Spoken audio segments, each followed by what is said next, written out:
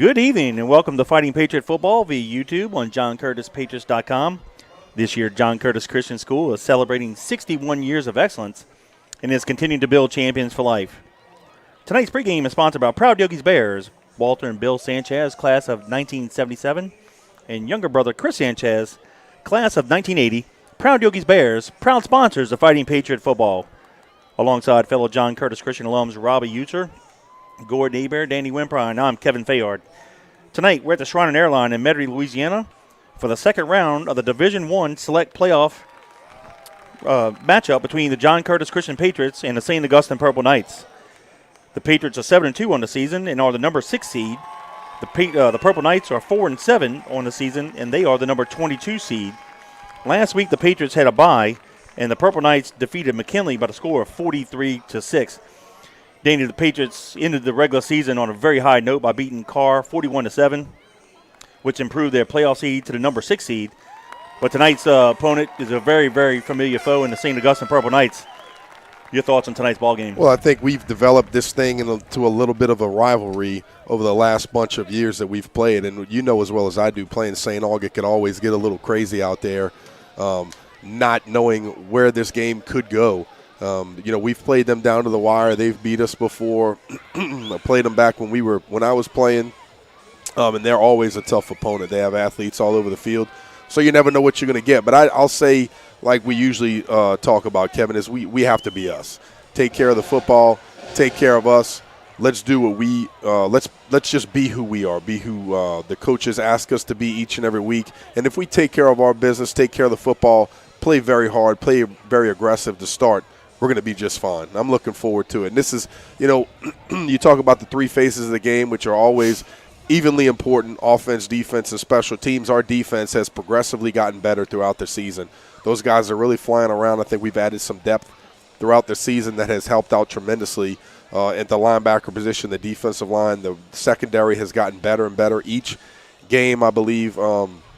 So they've been very exciting to watch. You and I have really enjoyed watching the maturation of that group throughout the past few games, just getting better and better. Offensively, we've done a great job of taking care of the football. Big Yogi's Bears up there, those guys plowing the way for the running backs, the quarterbacks, and then obviously we have some very capable receivers like we've talked about throughout this season. So they've done a tremendous job. And then honestly in special teams, I think we've gotten better in the last few weeks as well. Kickoff team has been running down there and hitting people and not scared, and these guys have played very aggressive and gotten the job done. So we're excited about tonight.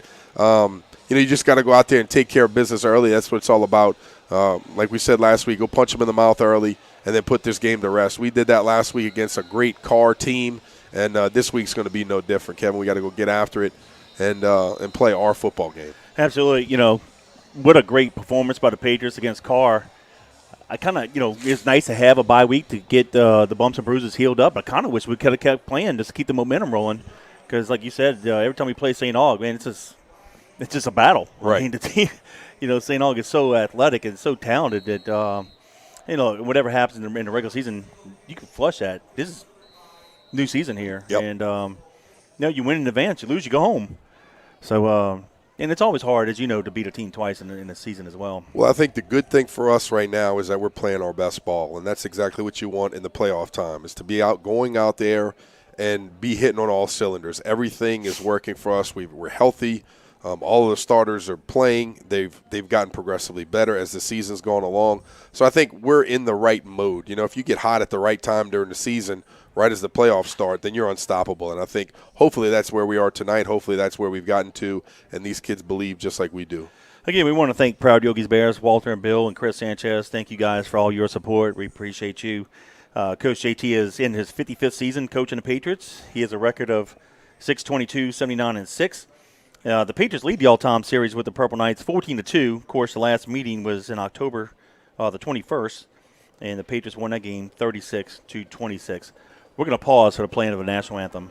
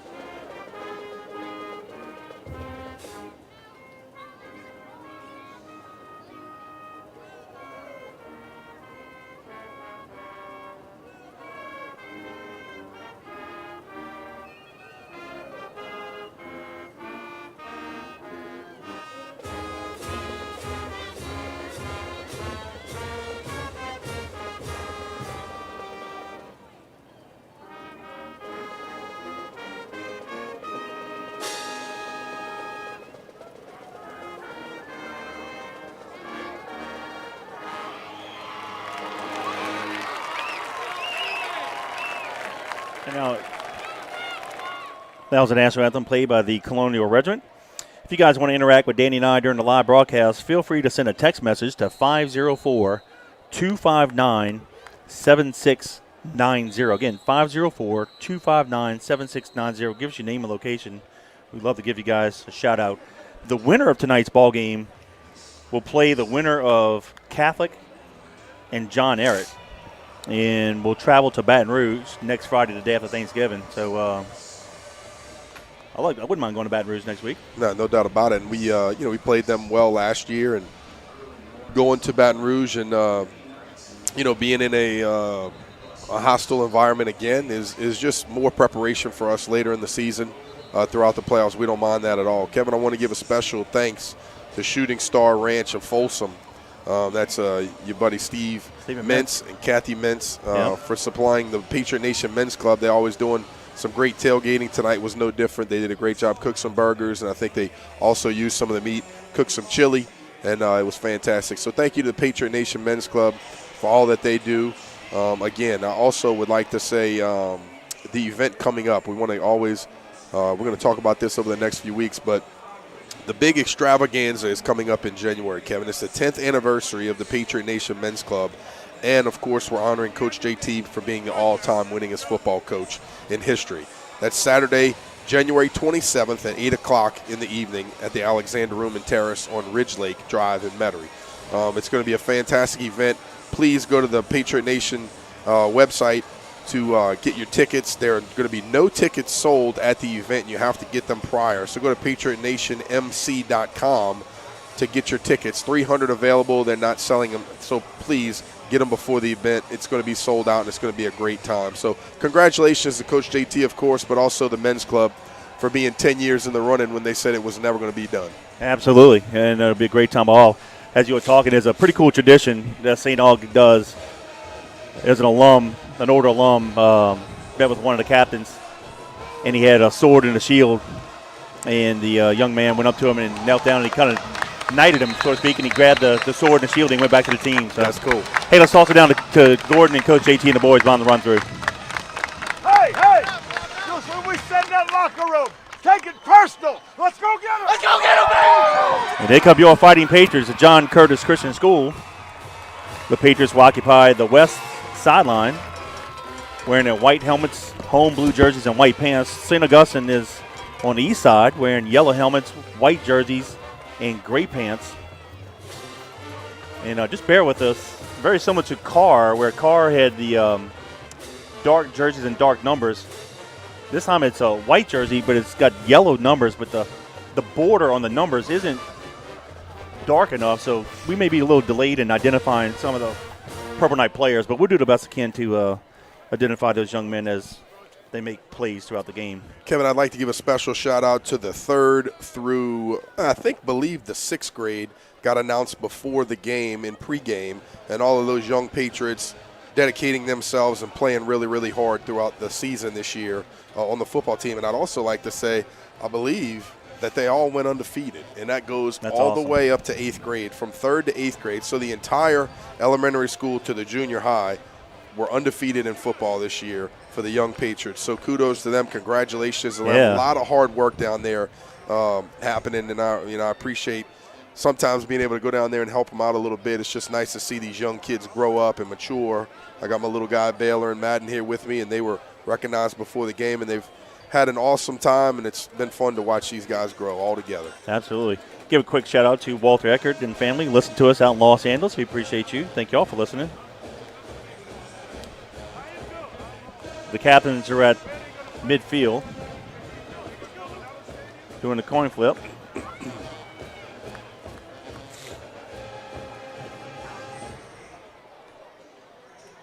And it looks like the Patriots won the toss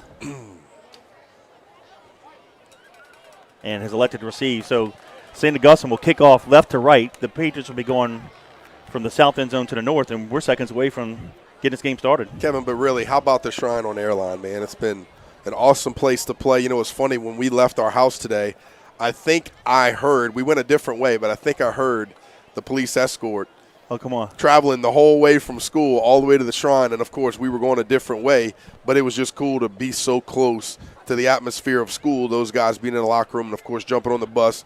You know, it always seems like you got all the time in the world, and then it's like a crazy mad dash to get to the bus and to take off with the cops. But it was always a fun time for us to have that police escort, and that's one of those things that, you know, just kind of adds to the atmosphere. But the Shrine on Airline, it's been a great field for us this year. They've been very accommodating on everything that we've done with our tailgating and, of course, the kids walking out earlier this year. And then the Hall of Fame game that we had a few weeks ago, the Shrine has been very, very good to us. So we want to say thank you to them. And, of course, if you're out here, please support. You know, the NOLA Gold, that is another one of the sponsors for the Patriots and the home games this year. So if you guys like rugby, it's gotten bigger and bigger. Go check out the NOLA Gold at the Shrine on Airline whenever you can. Yep. Quick shout-out to Jeff Bonet. Listen to us on Ponchatoula. Appreciate you. Thanks for listening in. And Steve Downey, class of 77. Listen to us in Gilbertown, Alabama. So appreciate you guys. Thank you all very much. Purple Knights will kick it off left to right. Number 61, McCall, to kick it off. Deep for the Patriots is Prout. And we got some upbacks. So it looks like the Patriots, after watching film, might have anticipation of some kind of short kick here. And here's a kickoff from McCall. Will be relatively short. Smith takes it the middle. He's going to be tackled immediately around the 32-yard line. That's where the Patriots will put it in play, first and 10. Hey, nothing wrong with that, Kevin. You get the ball past the 30 on the opening kickoff.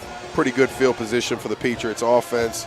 Senior quarterback Dagan Bruto gets the call from Coach Jeff and JT and jogs out to the huddle. So he's had a great year this year. Kevin been excited about watching him each and every week.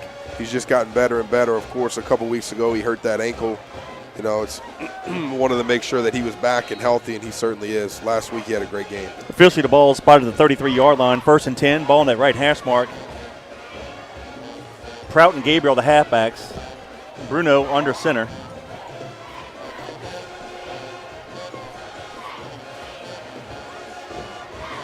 And looks like he's checking off, so might have had a check with me at the line of scrimmage. Opposite to the right, Gabriel gets the pitch, turns the corner. He's to the 40 and runs out of bounds near the 45-yard line. That's going to be enough for the first down. Yep, great job by the senior quarterback, seeing everybody aligned close to the line of scrimmage, getting the ball out quickly as they dove into him, trying to make him pitch early. He did it, got it off quickly. Tell you what, I don't know if you saw the cornerback was lined up on the line of scrimmage, almost intercepted that pitch. He as soon as we pitched it, he just got up the field and got very close to it. You keep your eyes on that, and that could be something where you fake the pitch next time and duck it up inside. Actually got it to the 49-yard line. Twins receivers to the right. Ball's on the near hash mark. Smith and Proud of the halfbacks. Bruno comes near side, keeps it. Pitches it late and out of bounds. He probably should have kept it, Danny. Yeah, that's a tough one. You know, let me kind of line it up for you. So that play is when inside dive, and as the quarterback ducks it up inside, you like to keep your pitch relationship up the field. That's hard. When the ball goes wide to the sidelines, it's much easier. But as you duck it up tight as a QB, it's really hard. Sometimes you just got to make the decision. Let's take a good play and keep it there. Well, it's actually a 2-yard gain to the 49 of the Purple Knights, but it could have been more. Second down and 8. We'll send Smith in motion to the right. Go to the right. Prout, the halfback, takes it, and he needs to have a short gain to the 47, gain of 2. So it'll be third down, about 6. Well, Baylor's up here telling me to give a shout-out to Mr. Carmadell and Levi. So there you go, Mr. C. Baylor always make sure I give you guys a shout-out. So I hope you guys are listening. And the Cherry A's listen to us down in Portis. Appreciate you guys for being loyal listeners. Let's call it third and 7. Twins receivers to the right. The safety not quite aligning over the top. Now we're getting 3-on-2 with the running back. Yeah, we got space here. Oh, Bruno's in trouble. All of a sudden, a screen far side. Got him. Now get going. Got the block. Nice block. Tight end screen far side, and we should have enough for the first down. Boy, Bruno set it up perfectly, Danny. I tell you what, who was that down there on that block that kind of just came back in and chipped him? That is here we go, right here. That is number 60. Let me give you a shout out here, Richard Newby.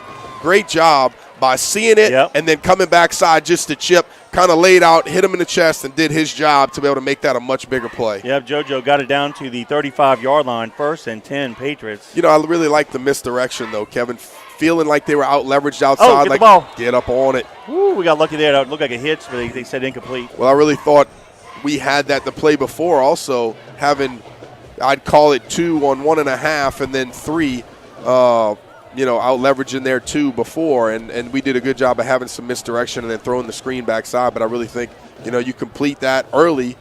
At worst, Kevin, an incomplete pass is going to make that safety get out of the box a little bit more and respect the passing game, not get so involved in the run game.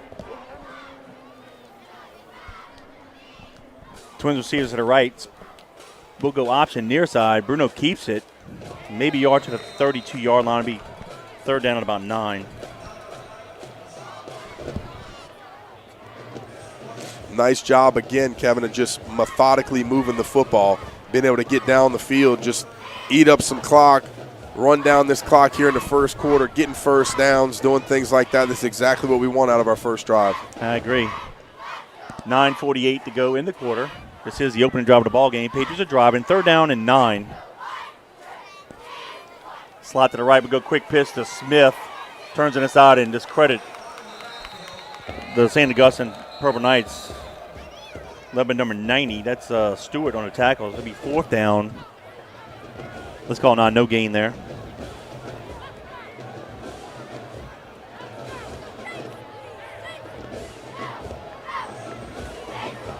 Give a shout to Mark Bowen watching in Baton Rouge. Appreciate you, Mark. Actually lost a 2, so it's 4th and 11.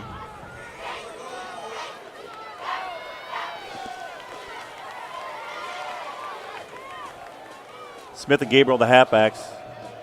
Bruno, 3-step drop. Throws a slant backside. That's Turner. Has the first down and a few extra yards. It needs to be slung down at the 10-yard line. Should be 1st and goal, Patriots. Nice job of Bruno. Kevin, I almost thought it was like play action because when he got out, he looked like he was crouched really, really low. But a good job of him getting away from the line of scrimmage, keeping his shoulders pointed to the target, hitting Turner right there in stride and using his speed, getting a nice first down once again. Turner's really turned it on in the last couple of weeks, Kevin. He had a really good game last week, offense and defense, and kind of showed up for us. So gain great of job. 24. 1st and goal from the 10. 8:30 to go in the quarter.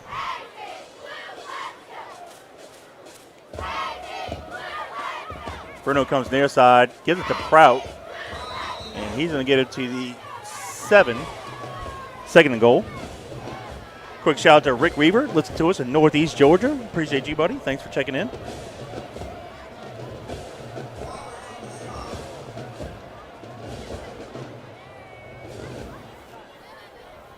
That's one of those close plays, Kevin. As they come, you hand the ball off early. I always say you hand it off, and then make you pull the ball. And, later in the game, Dagan might see it a little bit better, and it's kind of close, and he's able to pull that ball and get us a little bit more.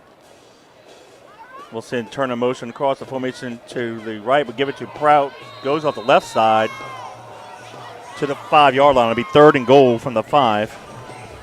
Quick shout out to Gabby, Nicole, Donald Faulbacher watching from Lafayette. Thank y'all for checking in.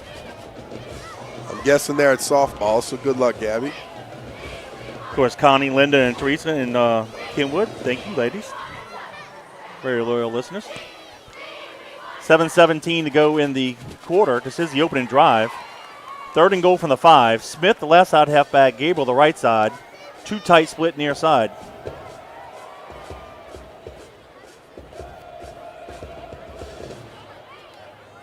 We'll go to the right.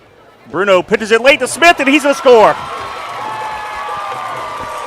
So at 6:54 to go in the quarter, the Patriots take an early 6-0 lead. The PAT pending. Fantastic job right there again of Bruno just running the triple option to perfection.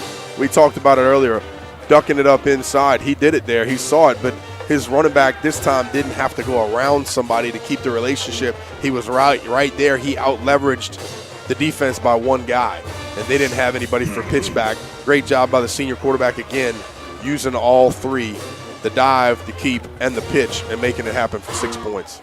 Patriots are lining up for the PAT. Kipper's the kick. Bruno to hold. And there's a flag on the play.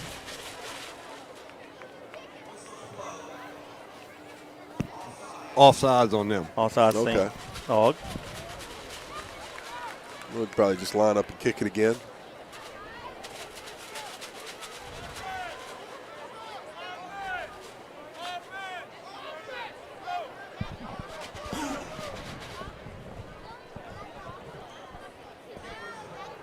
Danny, that was the third down conversion by the Patriots on that drive. Yeah, Keep it alive. Great job of just, like we said before, just running some time off the clock, taking a lot of time, taking the ball away from their offense and just getting it done. And the PT is good. So with 6:54 to go in the first period, it's the Patriots 7, the Purple Knights 0. Kevin, for that scoring drive, I want to say thank you to Crane and Template.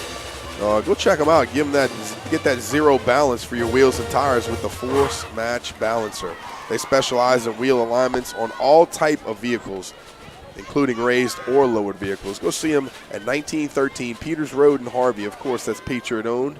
Go give them a call, 504-367-1199. They've been in business since 1979. And, of course, as always, we appreciate your support of the Patriots. That's Crane and Template. Danny, the Patriots took the opening drive, 9 plays, 67 yards in distance, burning 5:02 off the clock. Smith with a 5-yard touchdown run. Kippers headed to PAT, and it's the Patriots 7, the Purple Knights 0. So far, so good. Yeah, I mean, exactly what you want to come out and do is be able to establish a drive early and finish with points, Kevin. Get the time off the clock. As we mentioned several times, this is exactly what you want to do.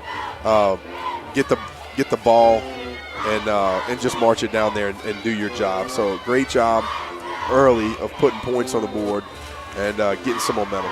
Caston, the near side, deep back. He's going to field it and caught it and ran out of bounds around the 25-yard line. So I think that's what we were probably trying to do, and it worked.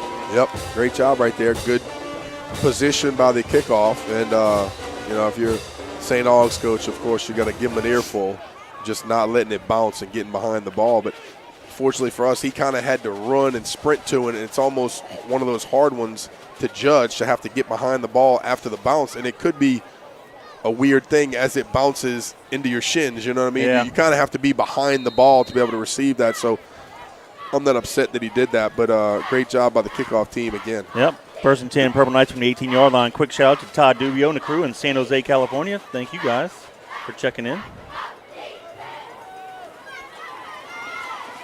First and 10 from the 18-yard line, Purple Knights. Simmons is the quarterback, hands it off to the halfback, goes off left side. Nice run there. Gets it near the 30-yard line. I'm trying to see who that is. That's number 24 for the Purple Knights, Hill, on the carry. No score between Jesuit Holy Cross, no score between Karen Crow and Acadiana, and no score between Carr and Woodlawn of Baton Rouge. It is a first and 10, Purple Knights, and they are going to mark it at the 30-yard line. Twins receivers left, split near side. Nelson in motion, receiver near side.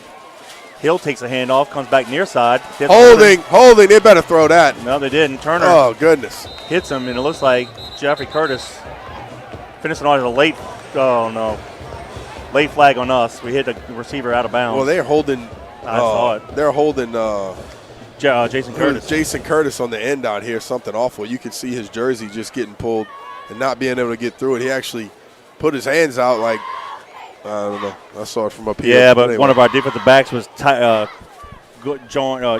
chicken fighting with the receiver and threw him already out of bounds. Threw him out of bounds. They're going to add another 15 to St. Aug.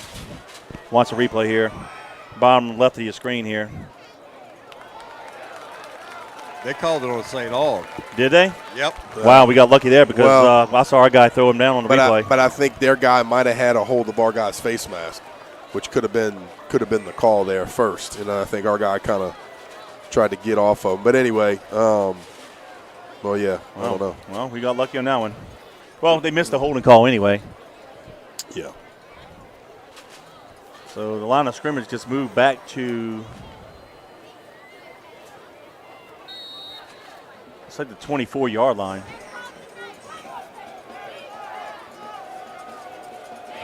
Simmons stays in the quarterback, hands it off to Hill. Hill bounces to the left side, gets a nice block, breaks a couple tackles. And he gets the first down, Danny. Crosses the 40, and they go tackle him near the 43, it looks like. But he got all the penalty yards and more. Yeah, I mean, here's one of the things. You come into the ball game, and obviously you're able to watch film from the last contest, and you're gonna match up and see some things that you obviously didn't do well, and also be able to add some things that you think you like, and the matchups and things that they're doing on defense. So St. Aug trying to get something going here. Yep, they hand it off to the running back again. This time Barnes hits him first, A.J. Smith, and looks like LeCrone polished him off. Yeah, again, A.J. and Barnes, both wrestlers. Talked to Coach Drake before the game. He said those guys are very physically tough, mentally tough. Wrestling adds a lot to it, and you see A.J. stepping right up in the hole there and filling it. It kind of brings a different mentality to those linebackers. Yep. Adds to DeLatte and Curtis, just kind of complements each other while they're out there. Those guys love to run around and hit people. That was Franklin on the carry. They give it to Franklin again, short carry again, maybe 2 yards, it'll be 3rd down and 7. Quick shout out to the Aberdeen's checking in from inside the stadium on row 21. Thank you guys for listening.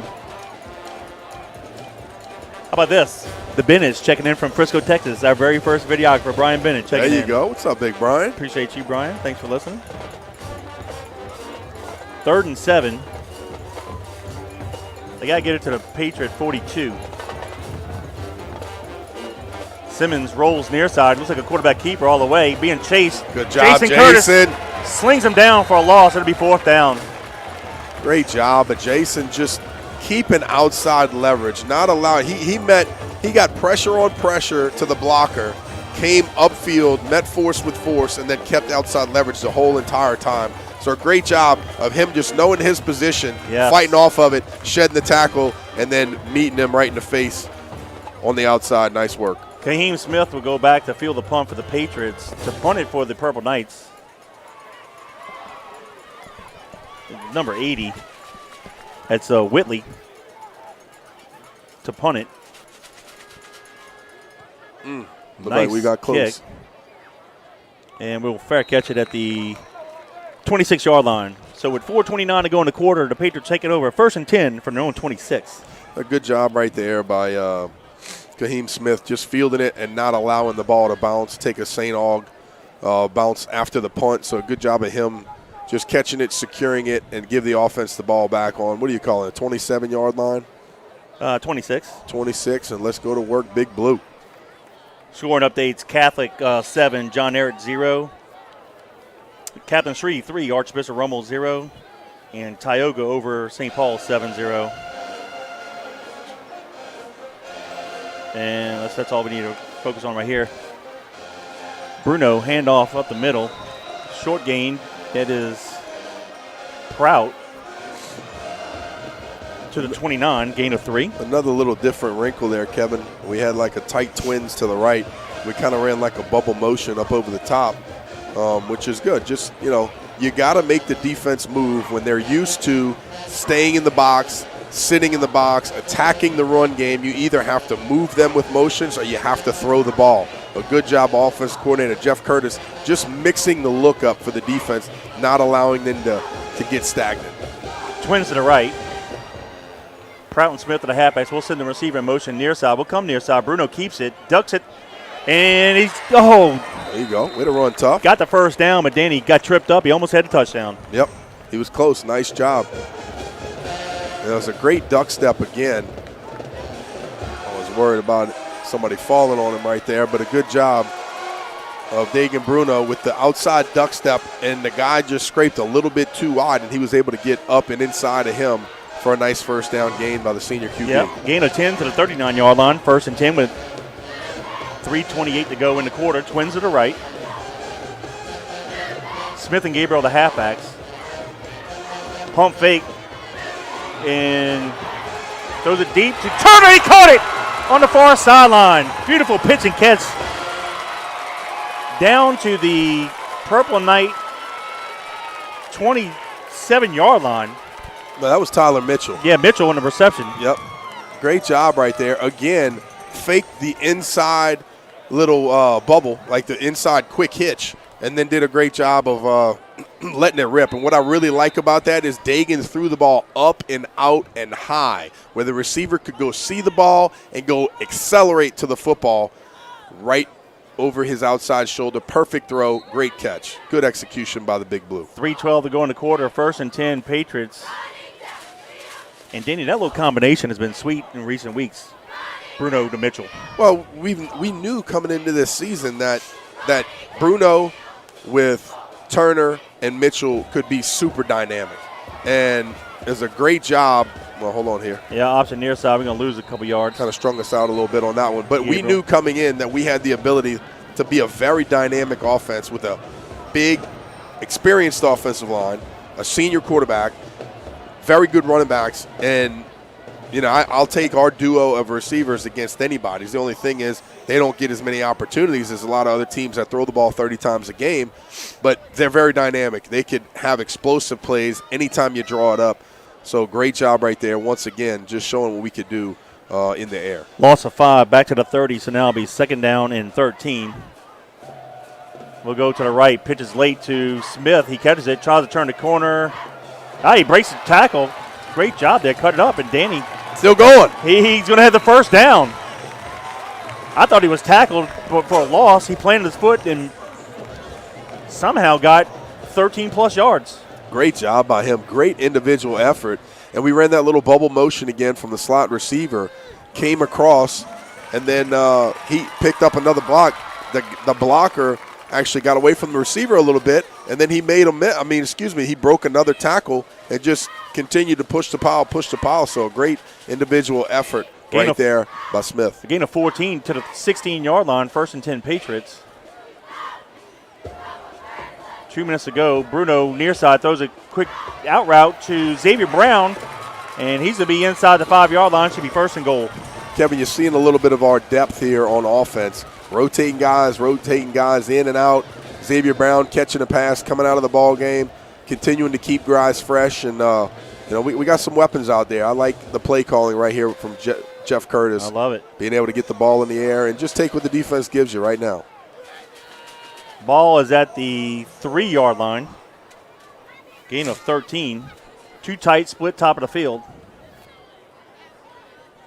And Bruno's checking off at the line of scrimmage. Prop the near side halfback, Gabriel the right side. 3-step drop, a little fade to Turner. Touchdown! Got him, yes, sir. Great job. So with 1:24 to go in the quarter, the Patriots extended lead 13-0.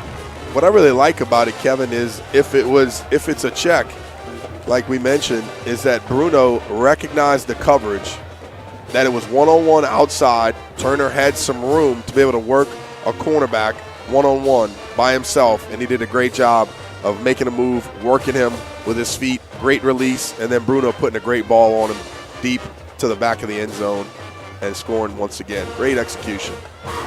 Tell you what, we got to get inside a little bit heavier, Kevin. The guy almost hit Bruno as he released the ball, but a good job of the quarterback just recognizing it and get the ball out quickly. PET is good. So at 1:24 to go in the first, it's now Patriots 14, Purple Knights 0. Kevin, for that scoring job, I want to say thank you to our good buddy up here, Robbie User with Bob User Productions.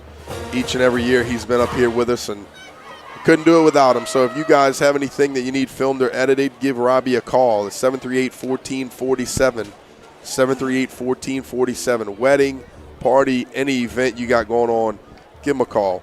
738-1447. Bob User Productions. We appreciate your support of us, this broadcast, and the Patriots. Danny, that was a 7-play drive going 74 yards in distance, taking 3:05 off the clock. Bruno to Turner from 3 yards out. Kippers PET puts the Patriots up 14-0 here in the first quarter. Still no score between Jesuit and Holy Cross. No score between Karen Crow and Acadiana. No score between Card and Woodlawn and Baton Rouge. No score between Alexandria and Brother Martin. And it is no score between Catholic and there. That must have been a misprint before, and I said 7-0. Rummel, though, Tioga's up 7-0 on St. Paul. Kick far side field to the 20-yard line. And the Patriots do a good job Only giving up 6 yards on the return. Kevin, got a shout out here from our good buddy Roy Mercado, class Roy. of '82. He's all the way out in Nova Scotia. Wow. Doing some goose hunting. Hey, And he's a member of that first ever Patriot baseball state championship team too. wow, that's Yep. awesome. That's well, because he was at the alumni game this Yeah. year with us also. So yeah, Roy, I appreciate you, Yeah, buddy, man. checking all the way from Nova Scotia. That's awesome. That is awesome. Chris Behan checking in from Chalmette. Appreciate you. 1:18 to go in the quarter. 1st and 10, Purple Knights. The ball is at their 26-yard line. Simmons hands it off to Hill, goes to the left side. It's like Jeffrey Curtis hit him first.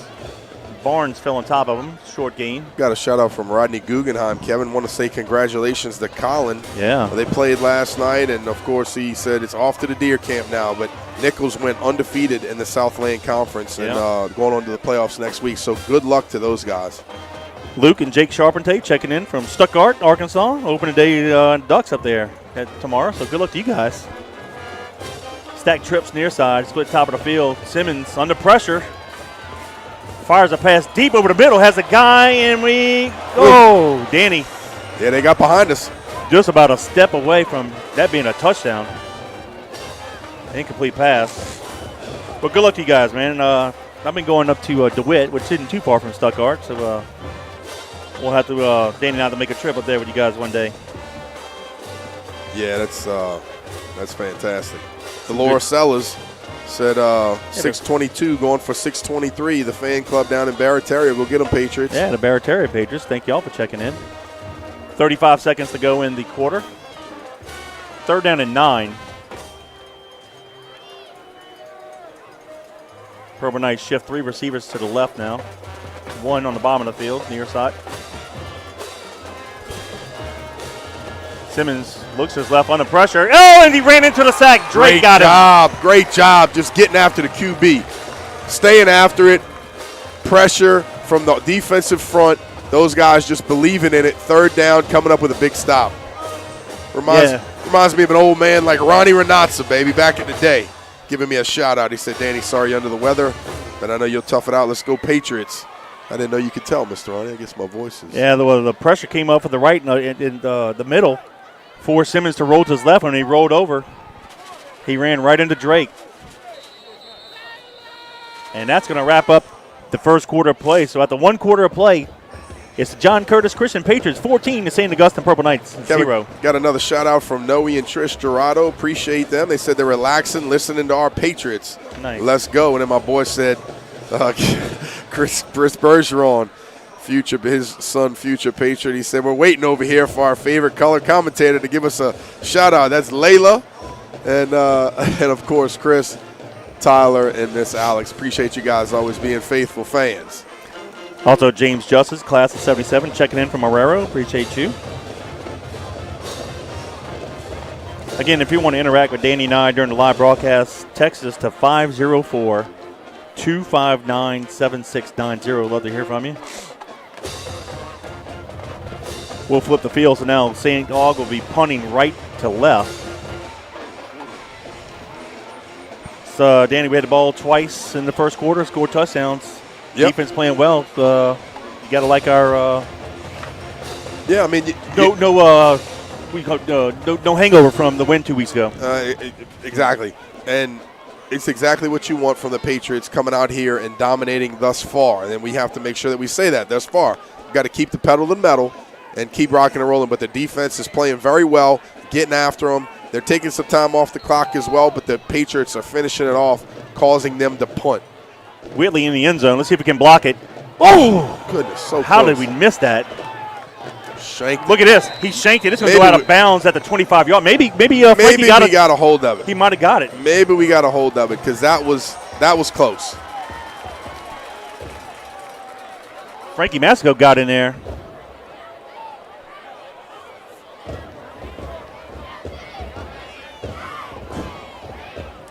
I'll tell you what. If Frankie didn't block it, he definitely affected the punt. And the Patriots have it 1st and 10. They're going to actually mark it at the 15-yard line. Yeah, they had a clip over there on the side against Robbie User. Little young Robbie's running down there, and the guy just clips him from behind. And I guess the official was watching the shank punt as well, or possibly blocked punt. So a great job. They'll line up all the way to the sidelines over here, Kevin. Twins receivers near side, ball in the near hash mark. Gabriel and Proud of the halfbacks, and we jumped off sides. Goodness. Come on, guys. So an unforced error there. Make it 1st and 15 from the 20.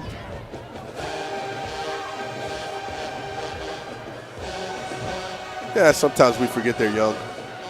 Mistakes happen, you know. You just got to communicate, speak loud, QB, understand the snap counts, guys, and rock and roll. We got to make it up here. Yep. Same formation, Twins near side.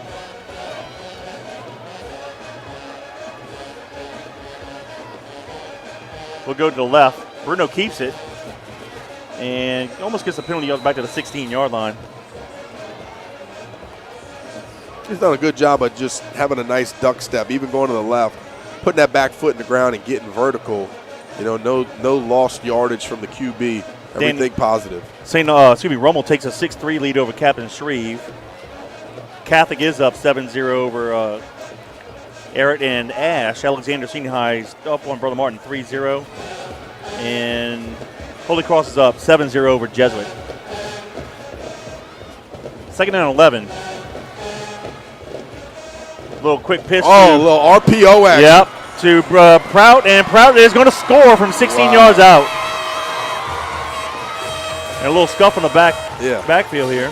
Yep, I'm not sure what's happening, but just get to the sidelines. Let's go, especially after you score.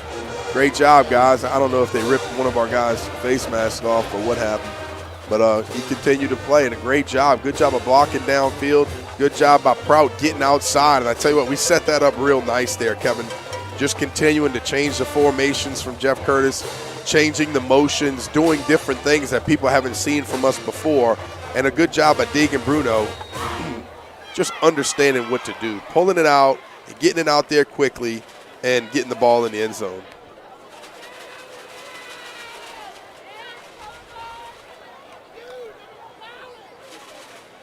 Patriots lining up for the PAT.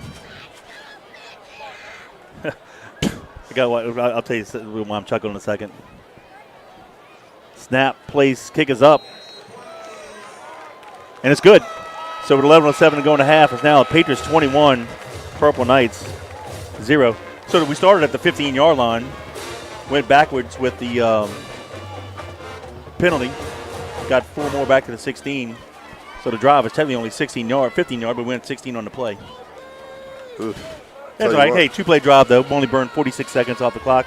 Bruno to Prout from 16 yards out, and Kipper's PT puts it up 21-0. But Kevin, constantly finishing with points. You got 21 points on the board with a lot of second quarter left to go.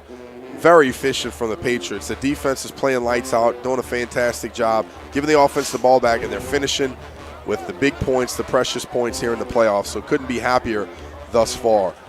For that scoring job, I want to say thank you to our family's company, River Parish Disposal. We've been picking up your commercial garbage here in the greater New Orleans area for over 40 years now. If you ever have any questions for your garbage needs or you need to get something going, give me a call, Danny Wimpron at the office at 738-7700. Like we've always said, our business stinks, but it's picking up. Team in mind, David Carrick checking in. Appreciate you, David. Hope all's well with you. Thanks for listening. Of course, a fan that says nothing better than Patriot football on a Friday night. Go Big Blue. I agree. Kevin, you got somebody checking in all the way from New Hampshire. Awesome. Kippers kicks it to the right. Can be fielded at the 16-yard line. Breaks a couple tackles, and Jason Curtis wraps him up around the 22-yard line. That is number 23, Caston, on the return. So gain about 7. Yeah, that's Gaston Gabriel all the way from New Hampshire cheering on the Patriots. Of course, cheering on Jason. And I tell you what, he's had a great senior campaign. He's just really gotten a lot better, I think, since last year and the year before. He's a very, very good player for the Patriots. Enjoyed watching him grow up. Big Barry checking in from the Deer Camp. Appreciate you, Barry. Hope all's well. 1st and 10, Purple Knights win at 22. 3 receivers near side, split top of the field. Hill lines up to the right of Simmons. They'll see in the shotgun. Simmons looks near side, steps up in the pocket. Now he's flush far side, throws it to Hill, incomplete. Yeah, I think he Heard heard Callio, Callio's footsteps right there. Looked like he had him early out in the flat. If he could have just settled himself and dumped it to him, I think he's got something one-on-one out there with Callio, but I don't think he wanted that big blow-up hit. Second down, 10, Purple Knights. Patriots up 21-0 here in the second quarter. 10:54 to go in the half. Purple Knights will have the same formation. 3 receivers near side, split top of the field. Hill takes a handoff, goes to his right. Barnes flushes him to the sideline. DeLotte hits him out of bounds. There'll be a short gain. A gain of, I said the original line was a 22. I'm sorry, I looked at the wrong marker. It was a 26. So gain of 4 to the 30. Got out of bounds. So third down 6. Clock stops. Yeah. 10:47 left here in the second quarter. Patriots on top 21-0. Appreciate you listening on JohnCurtisPatriots.com. Simmons under pressure.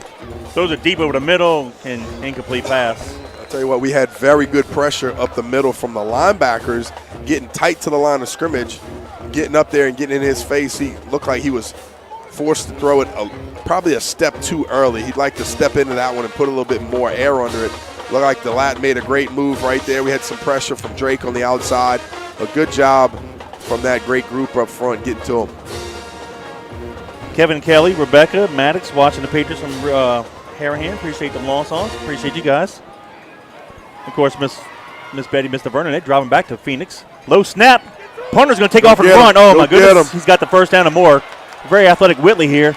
Crosses the 50, 45. I'm going to sling him out of bounds near the 40, and a late flag. Probably add 15 more to that. Mm-hmm. So it was a bad play, a low snap. Whitley just took off running, had the whole sideline near side. Got it into Patriot territory. There's nothing we can do. We had the rush on, and the rest of the guys blocking down the field. Smith looks like a horse collar. Yeah, I mean, you don't want to see that, but he did what he could trying to get him down. We didn't have a chance there. So big play for the Purple Knights. Looked like he was tackled near the 40 of the Patriots, but they're going to add, horse collar, 15 more yards. So now the Purple Knights are in great field position. 1st and 10 at the Patriot 26-yard line, excuse me. You hate to see that because I think Frankie Massico blocked the last one, and then as another low snap, I think we're going to be right there again. But a nice heads-up play. You know, you got to give credit where credit's due. Nice heads-up play by the punter, being an athlete and making it happen. Franklin checks in at halfback. He'll line up to the right of Simmons. He'll send a receiver in motion, top of the field, so twins right, twins left. Simmons back to pass. Rolls near side. He's going to take off and run. And we'll tackle him. Looks like Jeffrey Curtis made the tackle. At the 21. At the 21. Thank you, Gordon.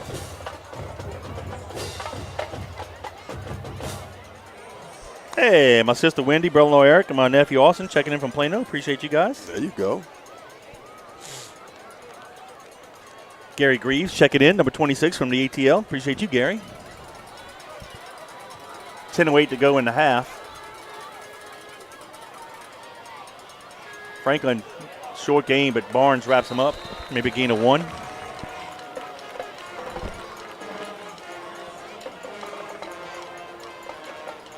Let's see where they spot it.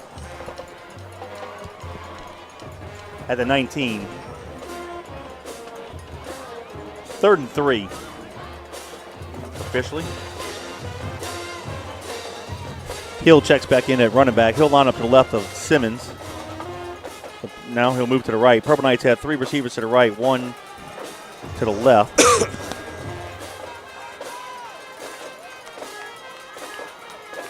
Simmons gets it to Hill, goes off the left side. It looked like we stuffed it pretty good. Jeffrey Curtis tackled him. He's going to be short. About a yard short. Yeah, I agree. Thank you. Good stuff right there. Good stuff. 9-10 and counting in the half. 4th and 1.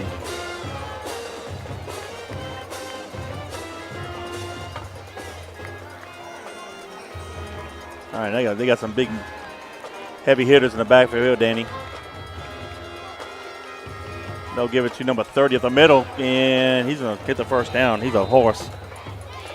Jackson Muhammad, 210-pound running back.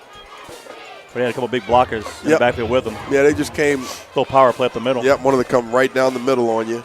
And a good job of them just getting downhill. They tightened up their splits in the offensive front and just kind of went right down at us and ran behind their pads. Ball is at the 14-yard line.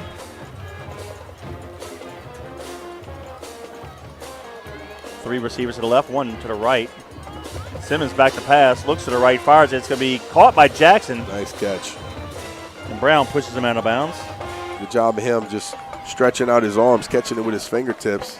I thought it was overthrown at first, but a good job of him getting to it, making the completion. Let's give him 6. Second down 4. Ball on the right hash mark.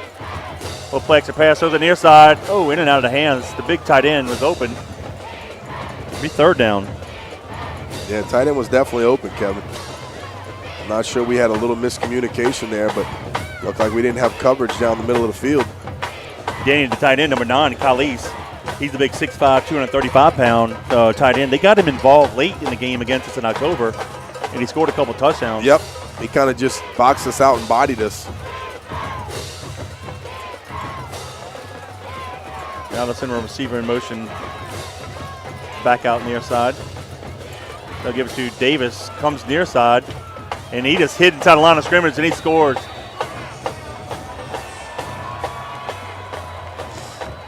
A little 12-yard touchdown run. Excuse me, no, 8-yard touchdown run. Yep. With 8:07 to go in the half, the Purple Knights are on the board. Look like they're going to line up and go for 2 here, Kevin. Bringing that big back again. That's number 11. And number 10. Yeah, 11 is 185 pounds, but 10 is like 235.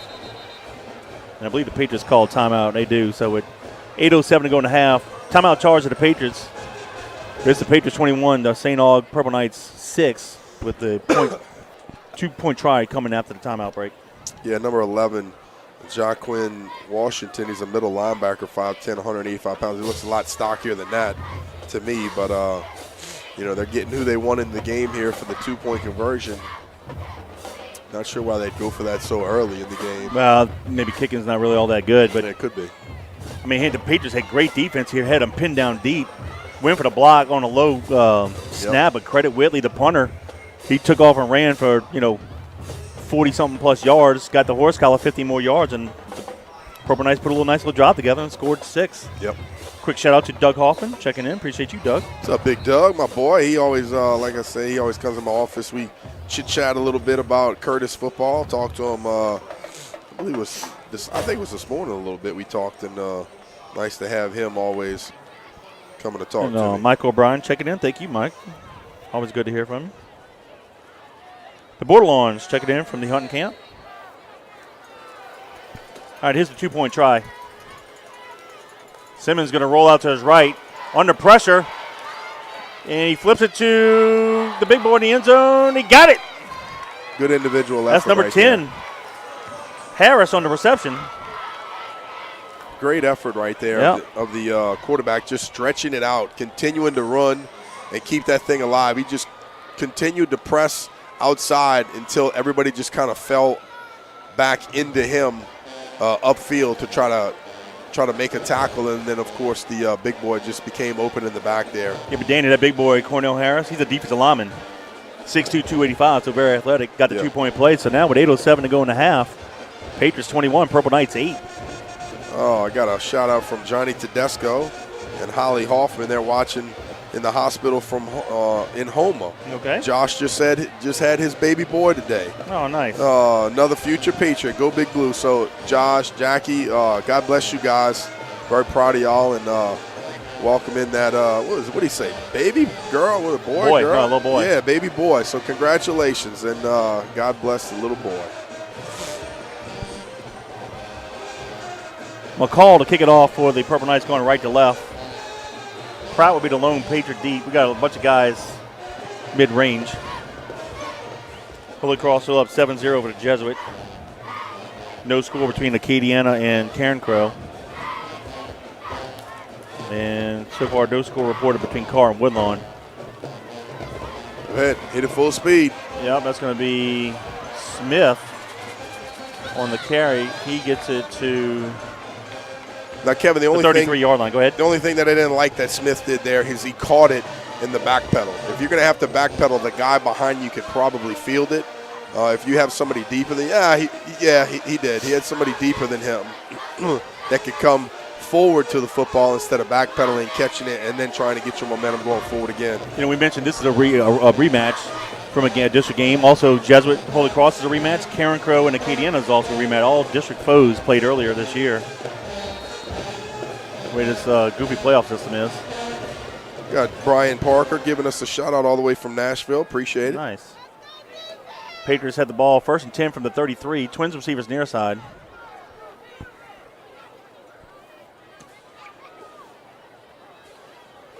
Went to Prout over the center. They missed the face pass. Brace mount. Hit it. Hit the foot race, and he may be gone. Can they catch him? He's to the 10. He's to the 5. Touchdown. Touchdown. Nice But work. there is a flag back at the 45.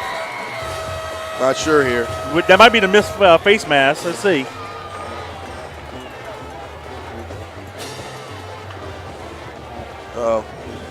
It's pointing back to it. That's usually not good. White hat telling Dagan to hold on here. Oh, No, it is the face mask. might be all right. There you go. Yeah, it is. He watched the replay here. You can see he caught it. I think the side judge saw it late and threw the flag, but doesn't matter. So the Patriots answer with a one-play drive going 67 yards in distance. Who was Rummel. that? Prout? Yep. Prout turning on the speed there. Rummel is now up on Cabot Street 13-3. Ash is still up on Burla Martin 3-0.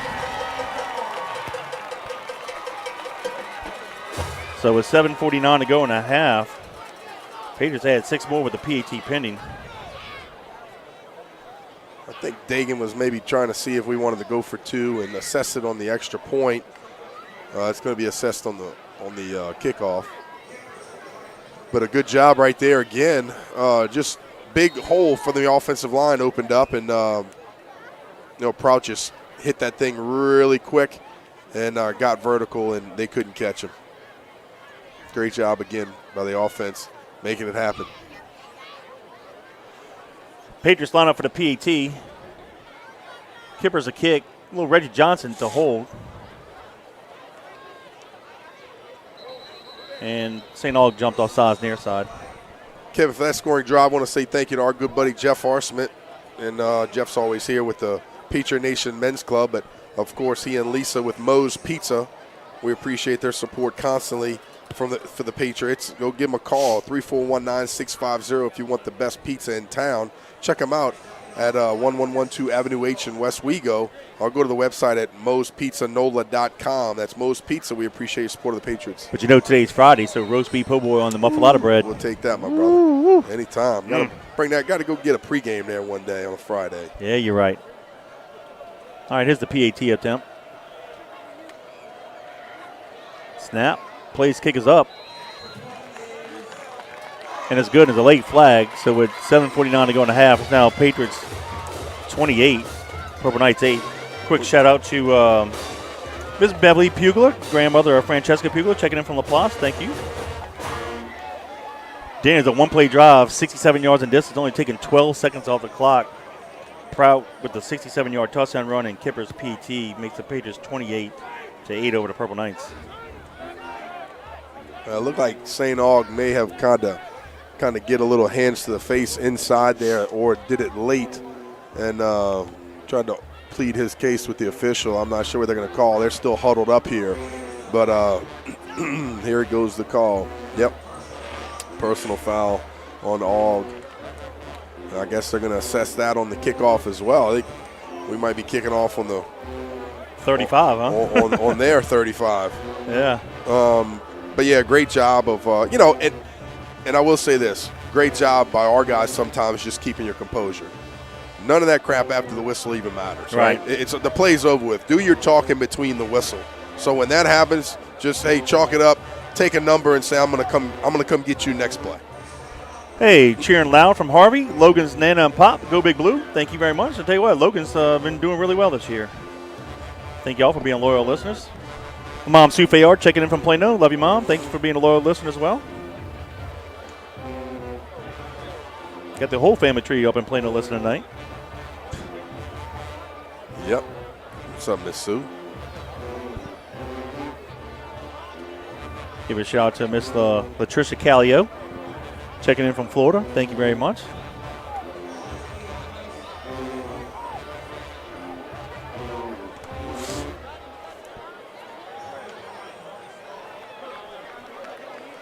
There's a new kicker for us from the 30. Yeah. Trey Brown, our defensive back, going to kick it off from the Purple Knight 30-yard line. I've never seen that before. Too bad we can't call a free kick and kick it through the uprights to get 3 points. Well, what you could do here, and I don't know if JT wants to, but you could easily kick an onside kick here. Yeah. Because you have the field to work with, and my boy Madden just pointed out if he does something out here close to the sideline, he thinks we got it. But as we say that, the all guy kind of pushes out a little further. Well, guess what? We're lining up for an onside. Yep. Trey Brown to kick it. It looks like we're lining up for an onside kick near side. Here it is. And go jump on it, guys. Somebody better jump on it. Yeah. Well, it didn't go 10 yards. No, but they can pick it up and run. Yeah. So at least jump on it and down Yep. it. But St. Aug jumps on it at the 25-yard line. So 1st and 10, St. Aug with 7:49 to go in a half. But, I like that, and it's not even about getting the ball. It's just having the game preparation of something different. Right. Being able to see it on film. What did we do right? What did we do wrong? Nice job by this guy. Bad job by this guy. Where was our alignment? What could we do better? Those sort of things. So no matter if we got the ball or not, I just like us doing something different to where we could watch it in the film room and learn from it. Well, then you got to have how to win awareness. Obviously we didn't go 5 yards, but jump on it, down it, because Yep. they can pick it up and run with it. Yeah. All right, ball is placed on the near hash mark. 1st and 10, Purple Knights from their own 25. Hill will be the running back. He'll line up to the right of Simmons. Now they'll shift him to the left. 2 left, 2 right. And St. Aug will take timeout. So with 7:49 to go in the half, timeout is charged to the Purple Knights, but it's the Curtis Patriots 28, the Purple Knights 8.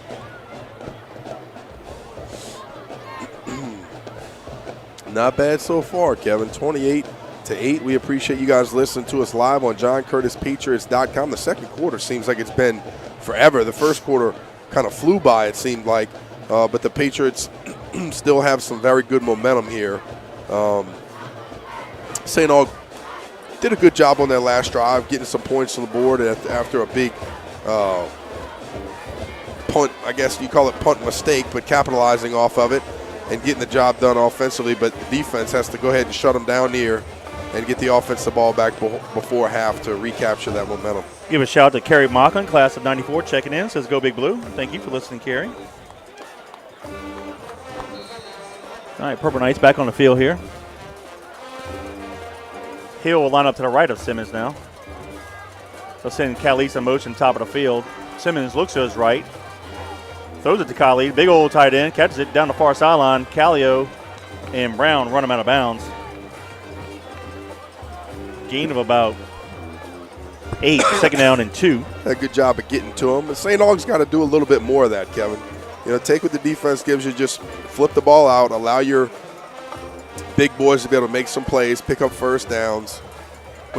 We had 2 defensive backs. They each weigh 175 pounds. Tackled a 235-pound tight end. Yeah, he's a big boy. Yeah.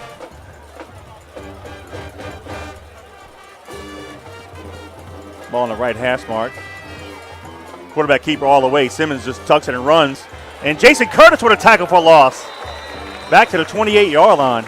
Dayton, I tell you, I know early in the season we had a young defense, and putting guys all around the field. And I hate to say we had him out of position, but ever since we moved him back to strong safety near the line of scrimmage, it has helped our defenses play so much better. Well, he does a great job with body position on the block, right? Keeping outside leverage, keeping that outside hand free, but fighting back hard inside, pressure on pressure, doing what he has to do, and then just getting off the block and making a tackle. Great individual effort by him, and that's well-coached football right there. Yeah, that tackle for loss makes it 3rd and 7 now.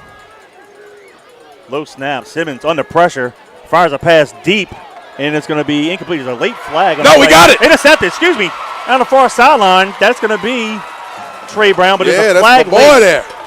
Another he flag. throws a deep one. Look at this one. Woo, my boy threw that one 30 yards. You want to tear his rotator cuff with that one, but Tell you. the white hat threw one late. Did we hit roughing the quarterback? Yes. So roughing the quarterback will negate Trey Brown's interception, but there's a flag after the play.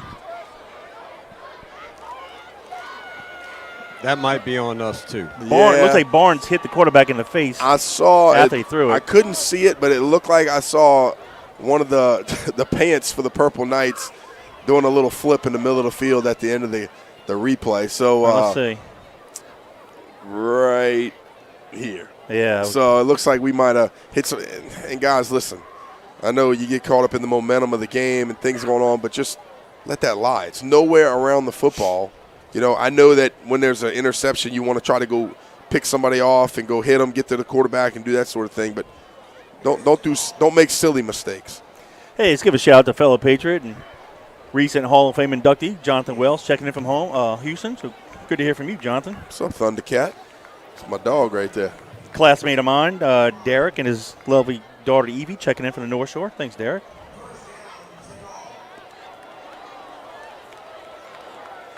Well, we're going to have some serious penalty yards marked off here. So mark it up to the Purple Knight 43.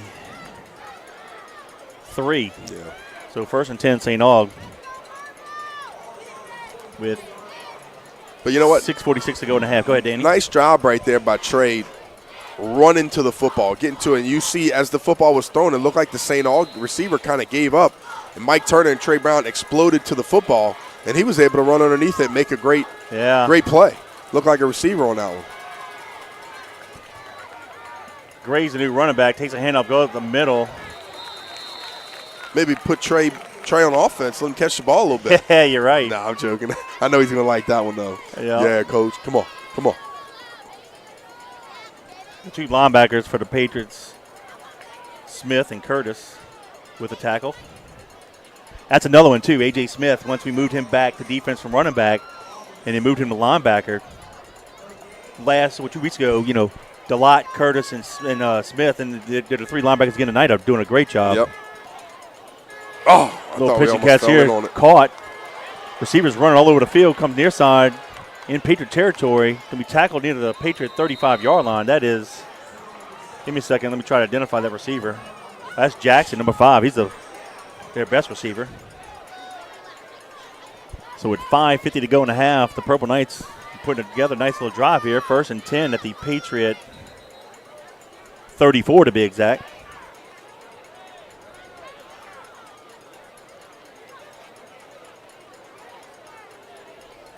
Got to play some good defense here, guys. Yeah, can't allow them to have any more points before half. We just don't want them to capture any more momentum here. Hand off to the right. Can't give them some breathing room. I am looking forward to watching St. Aug's band at halftime. That's Gray on the carry, gain of 8. He didn't really do much against us last time. But look, this guy running back Gray just carried 6'1", 205. He's a big old boy. Yep. That's a gain of 9, 2nd and 1.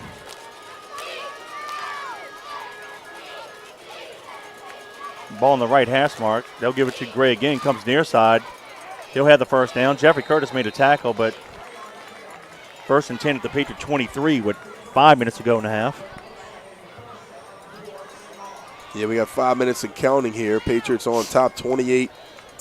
You're listening to us live on JohnCurtisPatriots.com. St. Aug is sustaining a pretty nice drive here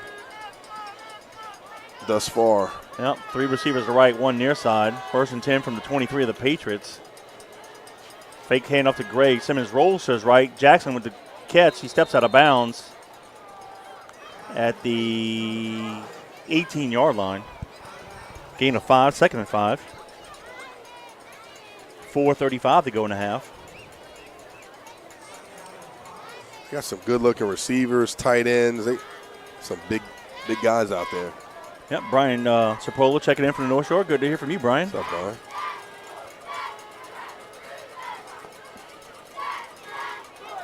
Gray with the handoff comes near side. Now Oh, bounces big back to hole. the right, up the hole up the middle, breaking tackles. And he's going to be inside the 5 to the 3-yard line. Be first and goal, Purple Knights with 4:27 to go in the half. Purple Knights quickly to the line of scrimmage. Yep. Not giving us the chance to breathe, make adjustments. They're getting right to it. Yep. And it looks like we're going to call a timeout.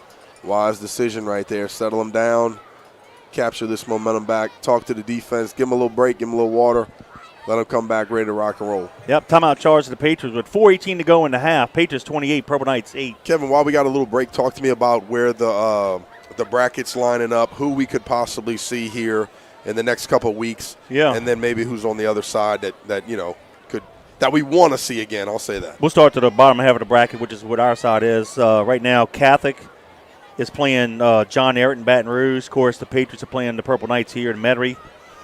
On the bottom half of our bracket, St. Paul is playing Tioga, and Rummel's up in Shreveport playing Captain Shreve. The winner of tonight's ball game will play the winner of Catholic and John Ehret. And no matter who wins this game, will go to Baton Rouge. They are the higher seed. The opposite side of the bracket, Holy Cross is playing Jesuit. That winner plays the winner of Carencro Acadiana. On the bottom half of that side is Carr and Woodlawn Baton Rouge. That winner plays the winner of Ash, which is Alexander Senior High and Brother Martin. So, it's pretty good football. Oh, yeah. On both sides of the bracket. A lot of football, good football to be played. Here we go. First and goal, Purple Knights from the 3. I formation. Simmons on the center. They give it to Gray. No. May have lost a yard back to the 4. Yeah, he kind of tiptoed a little bit too much, Kevin. You got to, in the I formation, you have to bring the ball back to him, give him an opportunity to see the hole, and then the running backs just got to explode downhill. It looked like he was just unsure right there, and the Patriots did a good job of converging from the tackle. Tyree Gordon hit him first, and then Drake got on top of him. Second and goal now from the 4. 3:50 and counting in the half. Barron back out there at defensive end. Ever since he's been back, added another dimension. Lacron getting out there a good bunch as well. Yep, back to the I formation. Under center is Simmons. Gives it to Gray again up the middle. Maybe got that yard back to the 3. Let's see. Gordon, did he get it the yard or is it line of scrimmage? Yeah, he got back to the 3. Okay, All right. great. Third and Thank goal you. from the 3. Big play right here for the Patriots. Kevin, I wouldn't mind if we. And what timeouts do we have here? We should have one. Yeah, I think we should have one. This is definitely All right. 4 down territory. They're for bringing them. in, that's number 9. Watch for him. Yeah. They may do, no, they're going to line him out wide. Okay. Yeah, but still. That jump ball in the middle of the field. If they see a matchup that they like, they either want him to be out there and be a big blocker on the perimeter or maybe throw him something up, Yeah. let him box out again. St. Aug calls timeout. So with 2:51 to go in the half, timeout's charged to the Purple Knights, but it's the Patriots 28, Purple Knights 8. Oh, Josh Eames said, thank you for the shout-out watching the stream. Go Patriots. And congratulations to you, big dog. Yeah, man. Your life just changed for the better, good brother. Congratulations. God bless. Hey, go back to that post by Brian. You know, and I've told Jeff Curtis this too. He said, hey, I'm happy to see some new wrinkles in the offense. You know, we get kind of stale a bit, just, you know, the 3-yard call it does run, but it's nice to see some different formations or different plays out Yep. of the same old formations. You know, it's nice to get guys up in space. Well, I talked about it a few weeks ago, right? You could run the same things out of different formations, and you could add to it. Right. You know, add another option guy, add another pitch guy. You saw the RPO tonight, just flipping it out wide. Basically, that's just a long version of the pitch. So, nice job of just continuing to kind of evolve the offense in the right manner and giving the defense something else to have to practice, something else to have to look at, where guess what? They can't just practice the plain Jane vanilla veer the entire time on team defense. There we go. Third and goal from the 3. Back to the spread formation. They're going to throw a quick out, and Jackson's easily in. Jackson was a receiver at the top of the field. They had him in motion. towards the line of scrimmage, and when the ball snapped, he just ran a quick out route, and they hit him in the flat. Add 6 more with 2:47 to go to St. Aug. Carr is now up on Woodlawn of Baton Rouge 29-0. Danny, we still have 7 members of our district playing tonight in the playoffs. Wow. That's strong. That's strong. Kevin, I didn't see the route. What did he do? He came emotionally, ran an out. Another out route? Okay. So he saw man-to-man coverage, tried to bring him in, ran him back out. They're going for 2 right here. Yep. Simmons rolls the corner. He got it easily. Yep. So the 2-point try is good. We got a couple of flags. Looked like he threw 2 flags out there in the end zone. You see what it was, Gordon? It's on them, I think. Okay. I didn't see exactly what it was. Well, I tell you what, I don't know if it was holding or not. It's holding. But he was so open on the outside to the top of the field that you would think that they kind of held us up inside a little bit. That would be my first assumption. Yeah, I was going through the brackets real quick. I'm counting Holy Cross, Jesuit, Carr, and Brother Martin on the other side of the brackets. That's 1, 2, 3. That's 4. Of course, we have the Patriots and Holy Cross at 6, and then, of course, Rummel's up in Shreveport. So 7 members of our district still playing alive. Here's an update. St. Paul 17, Tioga 14. Rummel still up 13-3 over Captain Shreve. Catholic still up 7-0 over John Ehret, and it looks like Ash is still up over Brother Martin 3-0. Hey, I just got an update. Catholic's up 21-0. 21-0. Okay, that does not surprise me there. Thank you, Gordon. I believe we played Tioga when I was in high school, but I can't remember if it was baseball or football. But I know probably baseball. They were really good in baseball back in the day. Here's another 2-point try. A little quick slant. Turn on the coverage, and then they're going to call interference on us. Yep. So they'll try it again. Great coverage right there, but it looked like his back arm just kind of wrapped the receiver a little bit. Yeah. Good job of trying to come over the top, undercut it. But it looked like he kind of held on to his back a little bit. Anytime you see the receiver like flip and turn like that, you know that his body's getting pulled a little bit. But I like, trusting our guys out there a little bit, letting them match up and trying to get after the QB. All right, so we'll do the 2-point try again. Where are we at now? Ball's on the 5. 5, okay. 3 receivers left, 1 to the right. Hill is the halfback to the right of Simmons out of the shotgun. Simmons takes a shot. Oh, he's under pressure, throws it, and it's going to be intercepted. So the 2-point try is no good. So with 2:47 to go in the half, it's now Patriots 28, Purple Knights 14. Great job right there. Trey Brown just bodying the guy up, giving him a little shove inside of 5 yards and not allowing him to get anywhere, and then just reacting to the football and going to get it. All right, so, Danny, we have 2:47 to go here in the half. So I'd like to see the Patriots a little sense of urgency, maybe 2-minute offense. We need to put some points on the board because St. Aug gets the ball to start the second half. Yeah, and not only that, St. August kind of slowed the game down a little bit in the second quarter, put points on the board finally. They got 14 now, so 2 scores down, 2 scores that they have. So, St. Aug, I'd say in the second quarter has kind of picked their game up a little bit. So like we said before, we want to recapture this momentum going in at halftime and then get coached up. Give a big shout out to Caleb Scheckcenter checking in from Starkville, Mississippi. Appreciate you, buddy. Always good to hear from you. What's up, Caleb?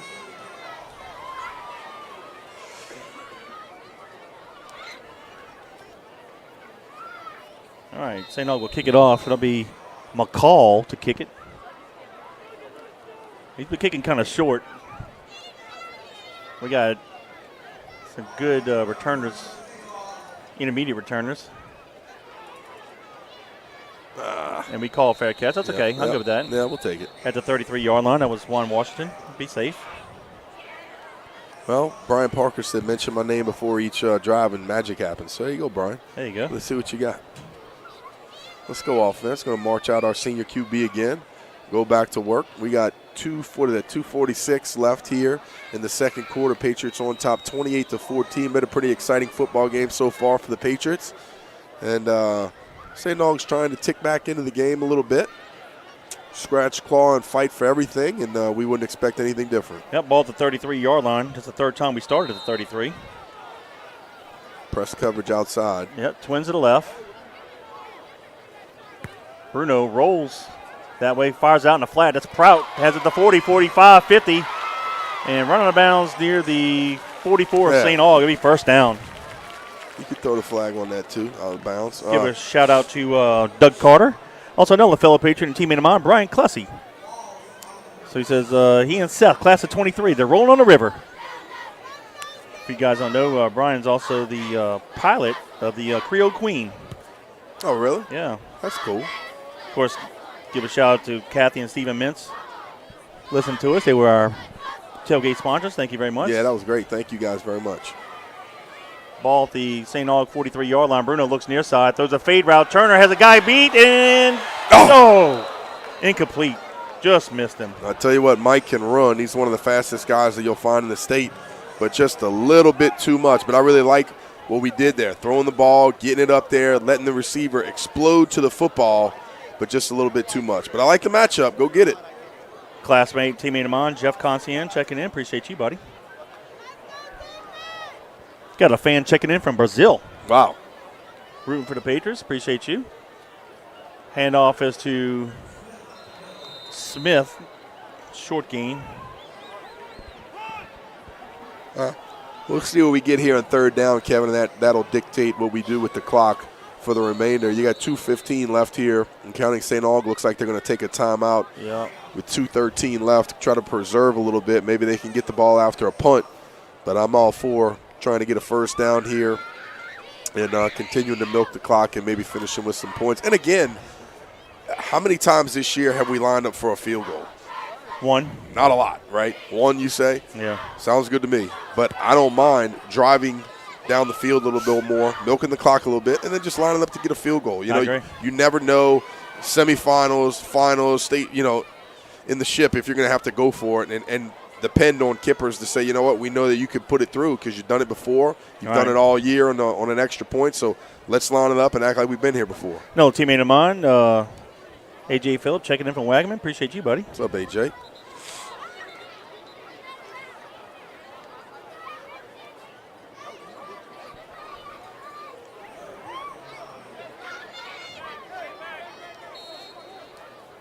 AJ, how'd your boy do, man? Little Farms Pirates. I think he was on the 7 and 8s team. I'm not sure exactly how they finished up, but I think they went pretty deep. They had a good little squad out there. You got to get it to the 34-yard line. Third and a long 8. Twins near side. Bruno drops back to pass. Fires a deep route. Oh!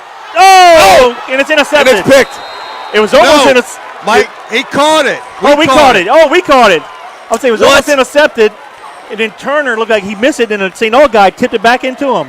What? Yeah, Turner was on the ground and fell back in his lap. That is wild. I thought Watch the play here. it tipped up, and then they got it. Turner tips it up. They tip But it. And he missed it, and that it fell in Turner's lap. Wow. Unreal. 4 different touches right there. At the 31, first and 10. Great concentration by number 4, the big senior. Should have been intercepted twice. Bruno rolls his left, fires it to Turner, out route, caught and out of bounds. Yeah, he kind of they can put a little air on that one, and Mike kind of had to come 26. back downhill to it and lost some yardage. So, yeah, the out route was undercut by the St. Augustine defensive back. He tipped it. Turner had it, popped it up. Another defensive back dove for it, but he missed it, and in doing so, the ball fell in Turner's lap. Wow, man, that was cool. It was cool. Well, that just goes to show you never give up, right? Yeah, second Keep and 5 attacking the now. football, even if you're on the ground. Goodness gracious. Twins to the left, ball in that left hash mark. Smith and Gabriel halfbacks. We'll send Mitchell in motion across the formation near side. Pump fakes to him. Quarterback. Oh, it's a draw play. Yep. That's to Gabriel. Nice work. I like that. And we got it to the 14-yard line. Gain of 12. Again, Kevin, nice drawn up play after the action that you've already used in the game. Yep, pump fake draw. Love it. Jeff Curtis again continuing to bring those wrinkles into the ballgame. Where were these plays when I played 35 years ago, man? Well, you didn't play running back. No. No, I'm seriously. But No, even the you're pass right. plays are You're good. right. You know? Yep. Give him the ball. Twins receivers near side. We'll go to top of the field. Smith, short gain. Yeah, the pass routes. We have a more ball control pass routes. These guys are catching the ball in space. Yep.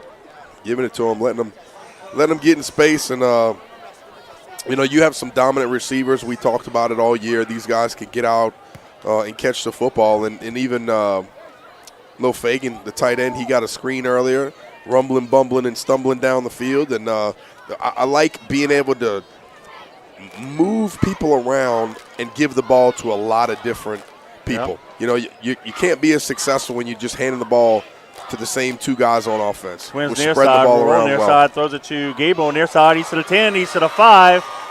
Out of bounds at the 4-yard line. That's enough for the first down. First and goal with the 4. Good job of Gabriel fighting for everything that he got right there. Again, I was thinking go out of bounds, just get massaged out of bounds. But he kind of put his head down and said, I'm not going to take the blow. I'm going to deliver the blow right there. Put his head down, fought for a few more, stepped out of bounds, unfortunately. But thank goodness for us, we're able to stop the clock with him stepping out. Yep, 34 seconds to go in the half. First and goal, Patriots, too tight, split to the top of the field. Ball in the near hash mark.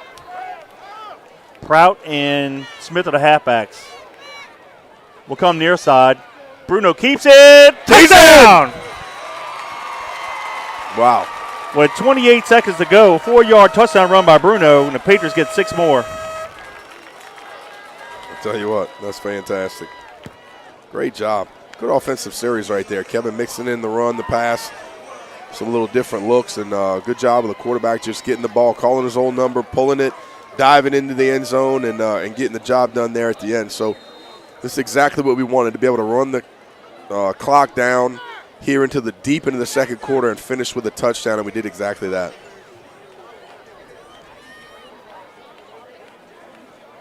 Patriots line up for the PAT. Kippers to kick it. Little Reggie to hold it.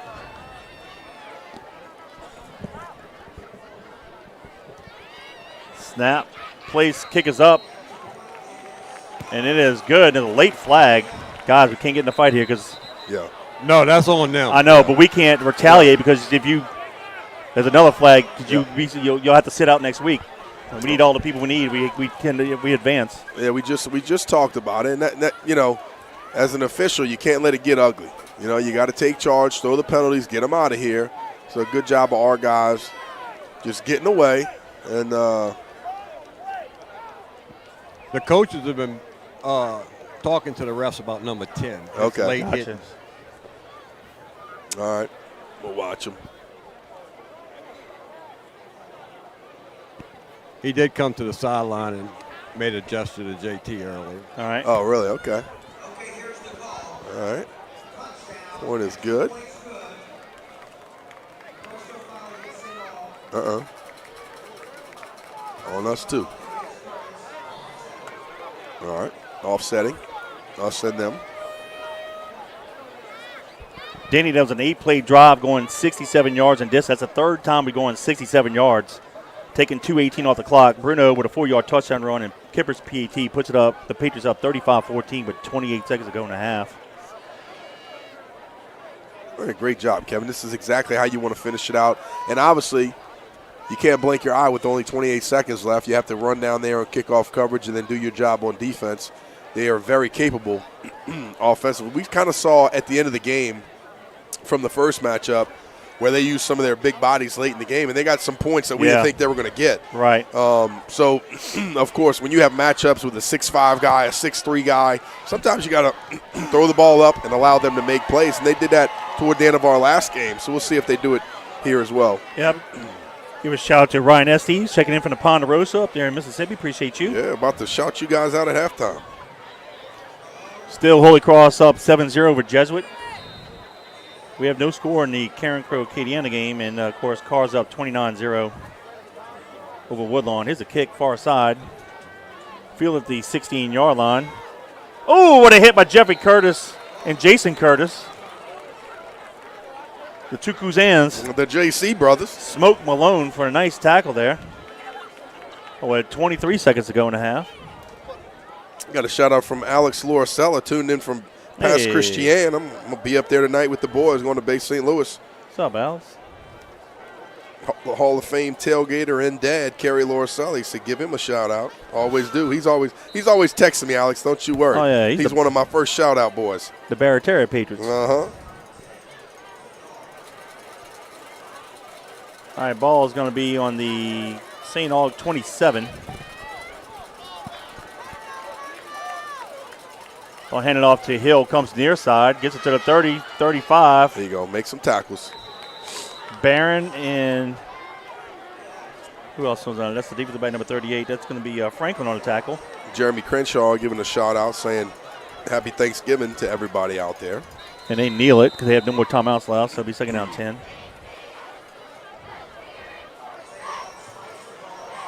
Wait, they spiked it, not kneeled it, right? No, he got into the center and knelt it down. Or, yeah, he must have just quick. Yeah, that's it. He did spike it. I'm like, huh? Wait a second. He was underneath the center. Yeah. But I saw he went down on a knee after the fact. Double twins. Simmons back to pass, under pressure, being chased around the field here. We're driving him all the way back near the 20 to 15-yard line, incomplete pass. I mean, we had 4. Oh, we hit him late. You got to be kidding me. They're going to call on Drake. We chased him back to the 15. That's the last play, but guess what? He can't end the half on a penalty. I almost thought he went in front of the line of scrimmage. And, they said Drake drove him to the ground. I guess maybe he drove him to the ground, but I didn't really think it was late. I mean, he's running around. Can't end the half on a defensive penalty. Yep. So St. Aug will get one more play. An on-town down, if you will.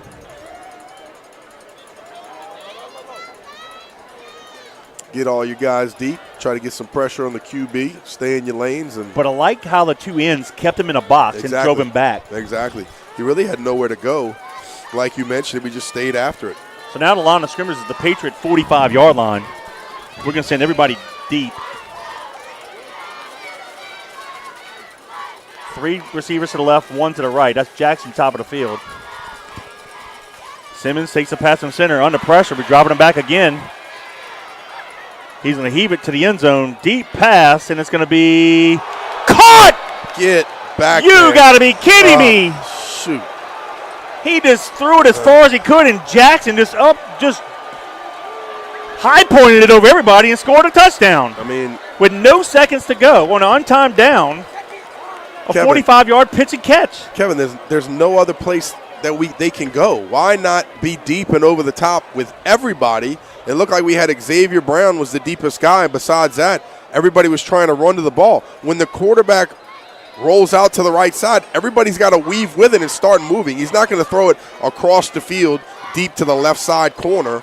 So everybody's got to move with it. But, having said that, Kevin, they out-jumped us and they made a play. Yep, here's a 2-point conversion. So much you could do when you got big boys like that jumping up and making big plays. Simmons takes a pass on center, throws it over to big boy. Did he catch it? Yes. And it's number 17, Phillip, on the 2-point try. So we go to half. At the 1 half of play, the John Curtis Christian Patriots 35, the St. Augustine Purple Knights 22. Wow, what a big momentum shift for the Purple Knights, because guess what? They get the ball to start the second half. Yeah, I'll tell you what, good job by them.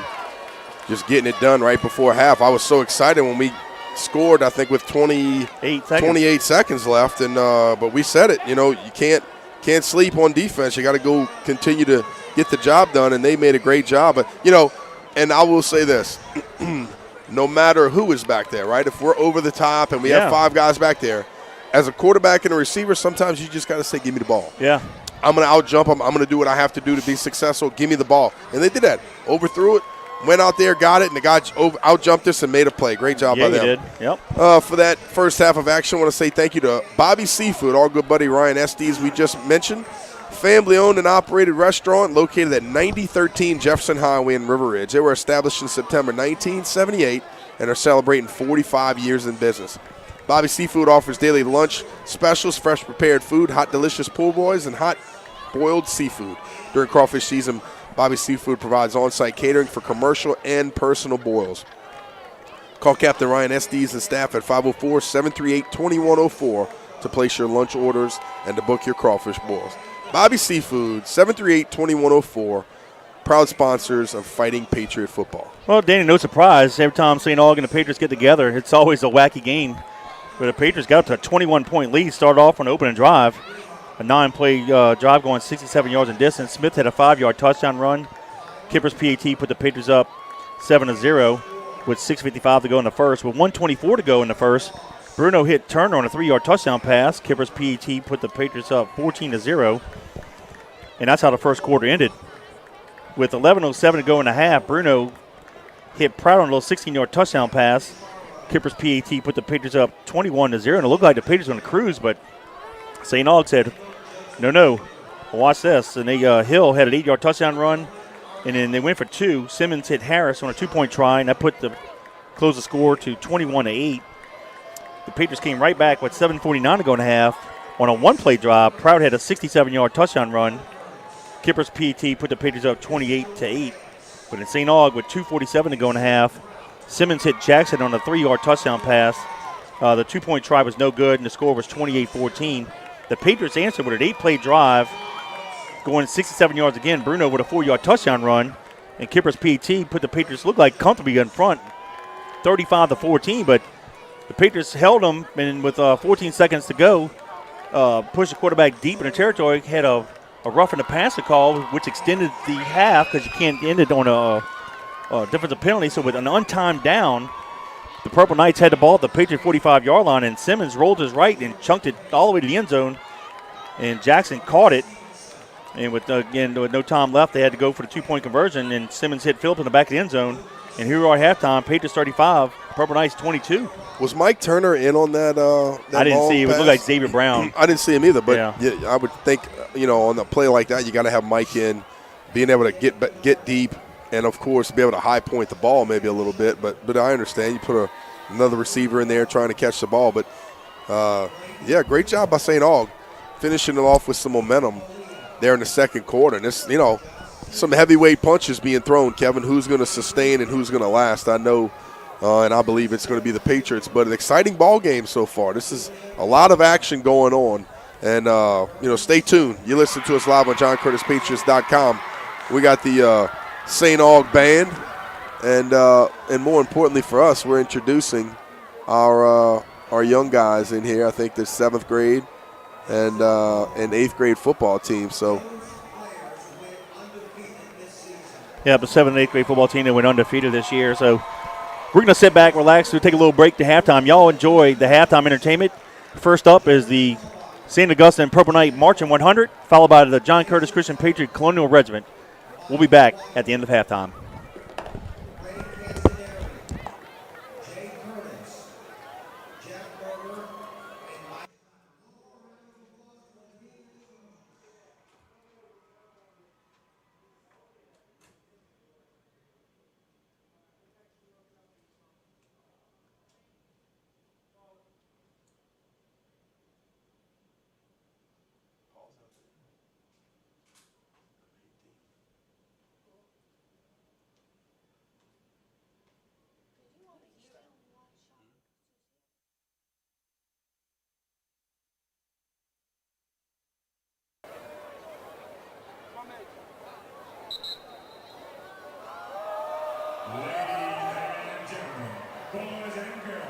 It's Marching 100 time. Let's go, Mama!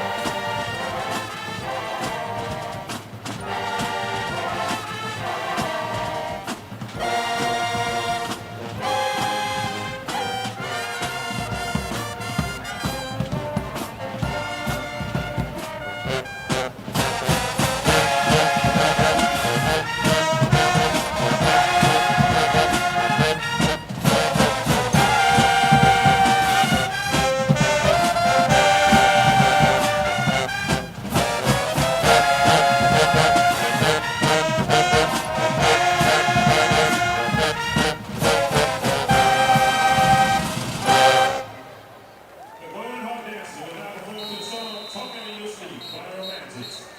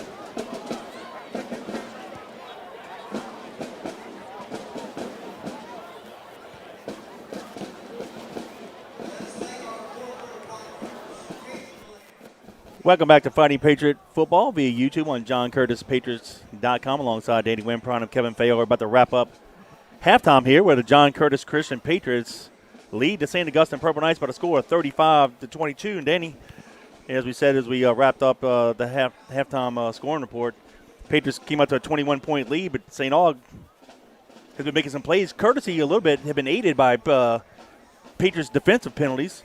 Have extended drives, but you can't fault the Purple Knights for taking advantage of their opportunities. Yeah, I mean, sometimes you got to just step up in a big game and make big plays. You got to just step up in big games and make big plays, and they did that in the second quarter. Seemed like they slowed the game down a little bit, and and played a little bit more successful. So, but I believe in our defense. They've been playing really, really hard and really well. They're getting after the QB a little bit, but, we got to just shore up some things. I know that they went in at halftime, communicated with the coaching staff, and the coaches got in their ears and talked a little bit about what we need to do, offense, defense, special teams. And, they really haven't stopped us on offense yet, Kevin, which is a bright thing for us here in the first half. We kind of just sustained drive, milked the clock, did everything that we needed to do to be successful, so hopefully a little bit more of that in the second half. We'll toss it to Coach JT and the boys behind the run through.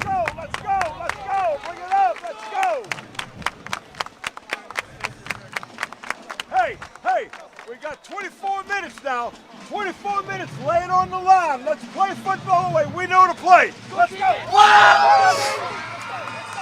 Yeah, you can't get complacent here, Kevin. 24 minutes left here in the ball game, and of course for you seniors, it could be your last, or of course you could continue to go.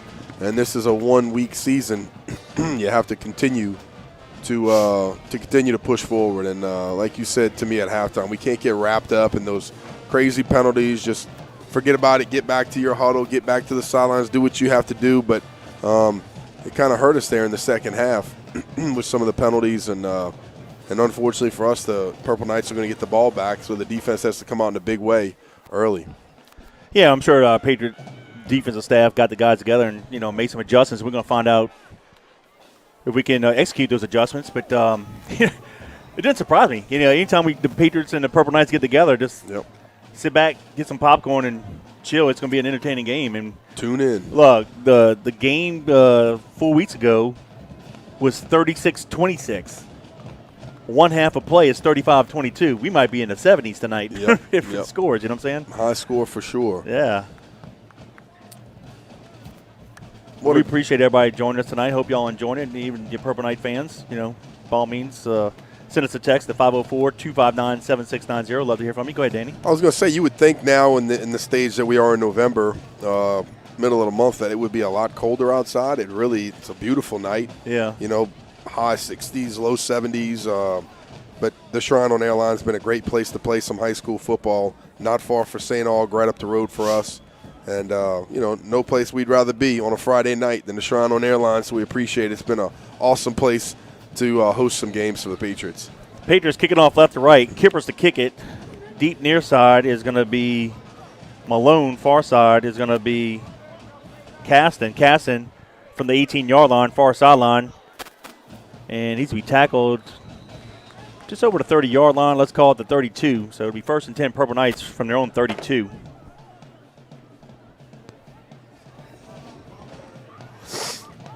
Looked like they might have broke our ankles outside on that kickoff. Yeah. But a good job of getting back up, trying to make a play, falling back in, and making the tackle. Yep, Jason and Jeffrey Curtis, and looks like Smith, A.J. Smith, all three made a tackle on Caston.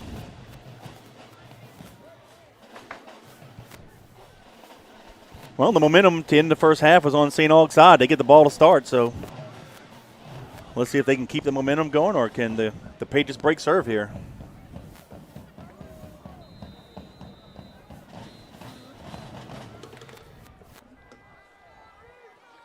They need a football. Yep. Hey, let's get a football and let's start this thing off. Both teams are lined up. There's no football. There we go. There we go. They threw one in. Yeah, you got the kids playing off on the side, I guess. We don't like that one. Quarterback said, nope, give me a new one. They want to borrow one from Curtis? This is an odd way to start the second half. I mean, literally both teams are on the field and there's no football. Like, where'd the football go? He said Threw it over. But he threw one in, and the quarterback didn't like it. Yeah, but we kick off with our ball. So what they threw out was our ball that we kicked off with. They saying we their ball. We grabbed their ball? Yeah, we on the sideline. That's what the refs are saying. All right, they got it back. All right. That's their ball. That's silly. Maybe. You know, that I've seen who knows? crazier things happen, but when would you have gotten it? Because like I said, the kickoff had to happen with our ball. It's our kicker kicking the ball. But anyway, Here we go. There we go. First and 10 Start from the second 32. half. Yep. 3 receivers near side, 1 top of the field, and it looks like Hill will be the running back. He'll line up to the left of Simmons out of the shotgun. They hand it up to Hill. He'll bounce it to the right, crosses the 35, and over to 40. He might have the first down. Let's see where they mark it. Yep, got 11. First and 10, Purple Knights. Yeah, good job. They had an extra blocker out front. Pushing Ball's that at the 43-yard line. They'll give it to Hill again. He comes this to the left side. Barnes makes a tackle at the 46. Oh, you don't have to throw the flag on that. Come on. It's Cruz from Baton Rouge.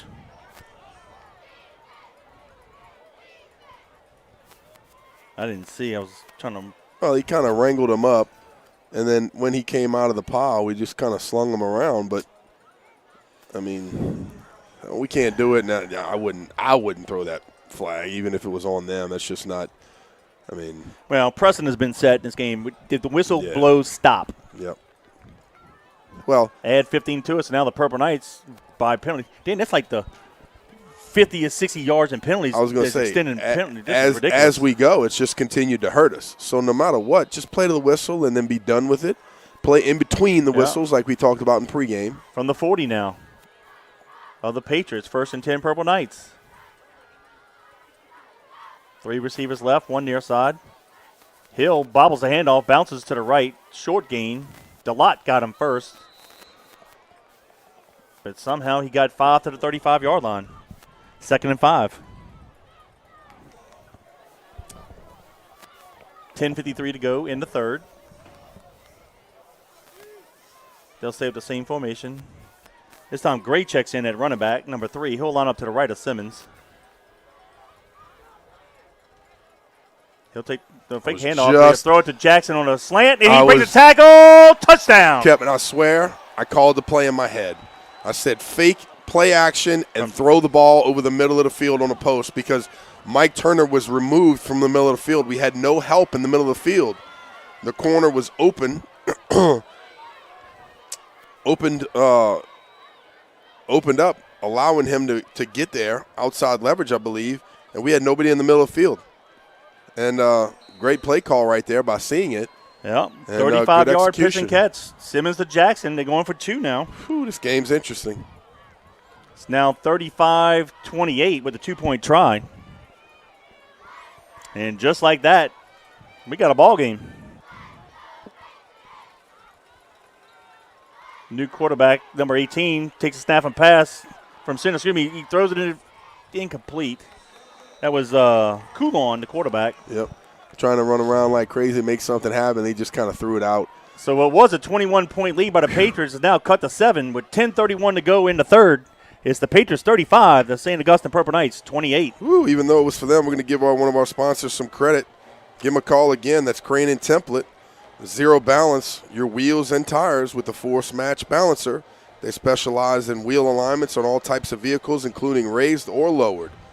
Go see them at 1913 Peters Road in Harvey. They've been open since 1979. Family-owned and operated, 504-367-1199. Crane and Template, we appreciate your support of the Patriots. Well, let's answer this, Danny. So far, so good. I don't want to jinx ourselves, but the offense has been scoring every time we get the ball. But we're going to do that, but hopefully don't score too quickly to give our defense a rest and keep their offense off the field. Well, and not only that, but you're putting pressure on the offense now, right? Yeah. Like we had a little bit of breathing room. We were able to just kind of go out there, methodically move the ball, no pressure on us now. Within 7 points, Aug is applying some pressure and got a little tension here. But, you know, like you said, I believe in the Patriots offense to march down there and make it happen. call to kick it off. Again, extended by a penalty. Yeah.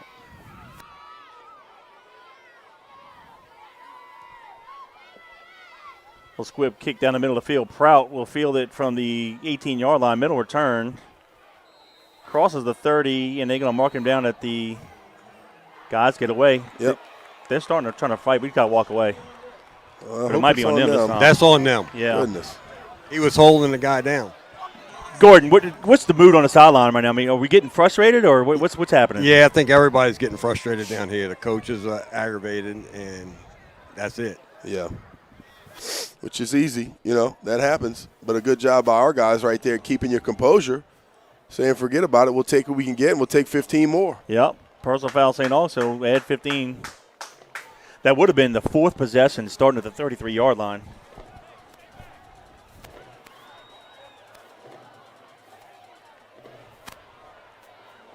So the penalty is going to move it to the 48. So the Patriots have to go 52 yards here for a touchdown. 10:23 to go in the third. Here we go. Twins receivers near side. Well, they got the box stacked again. We'll go left. Bruno pitches it late. Oh, he dropped the ball. And they got it. Oh, goodness. Oh, my God. The pitch was bad behind Gabriel, and they recovered it at the Patriot 41-yard line. St. Aug has the momentum.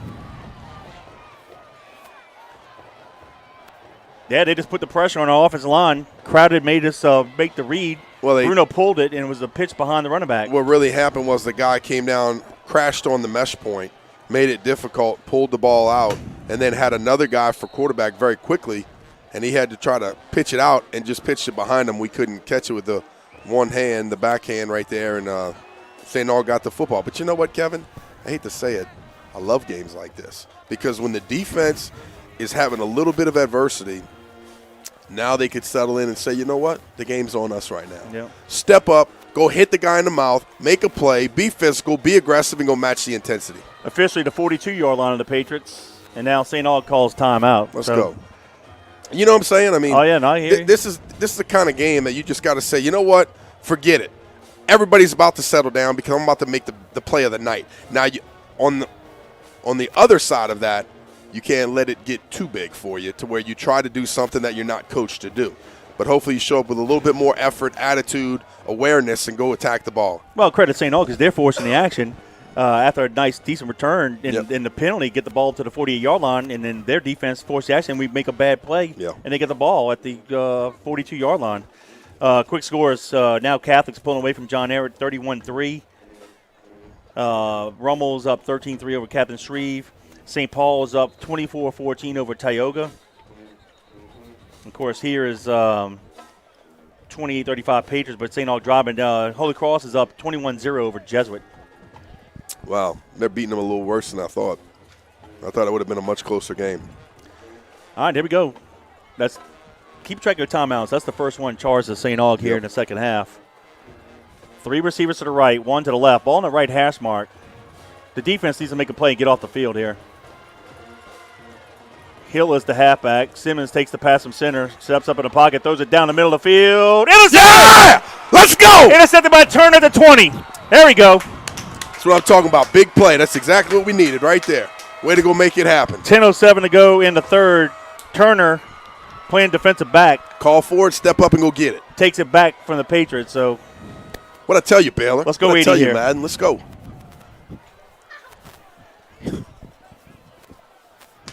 Yeah, that's what I'm talking about.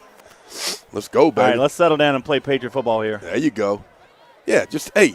Officially the 19-yard line is where they put it. Go ahead. Remember, you're up by 7 points. Nothing wrong with doing exactly what we've done all game. Take 3 downs to get a first down, 4 downs to get a first down. Do what you have to do. Just drive the ball down the field and make it happen. Excuse me. Finish with points. Prout takes the handoff, crosses the 20.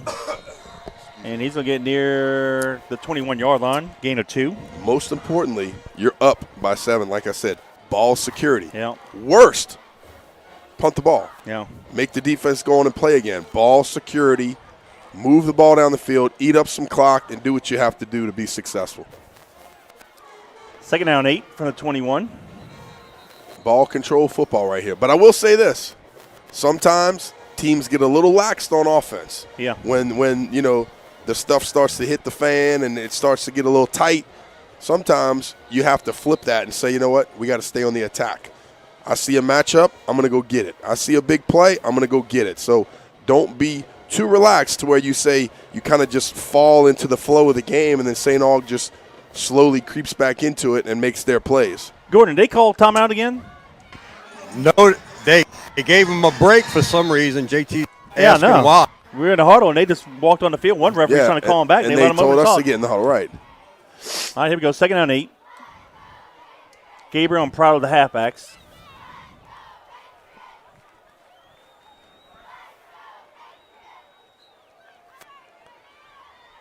Bruno fakes the line of scrimmage. Oh, he got goodness sacked. gracious. Right when he pulled it, about to throw it, he got hit from the backside.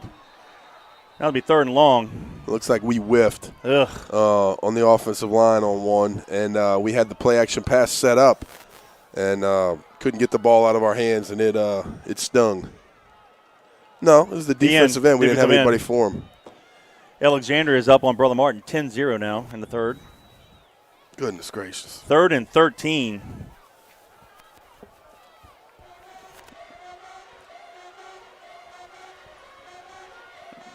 Got one back set. Bruno back to pass. Rolls near side under pressure. Fires it to Turner. Tyler Mitchell. To Tyler Mitchell, excuse me. That'd be enough for the first down. Flags are flying. I didn't see a penalty, Kevin. What are all these flags? I don't know, but it's 2 of them. Was it face mask, maybe? Gordon, can you tell what happened? No, I'm looking. But it's the same ref keeps throwing the flag. Okay, I mean. Looks like he's trying to prove a point. To who? I don't know. Face mask on St. mask. Aug. All right. Yeah, there you go. Okay.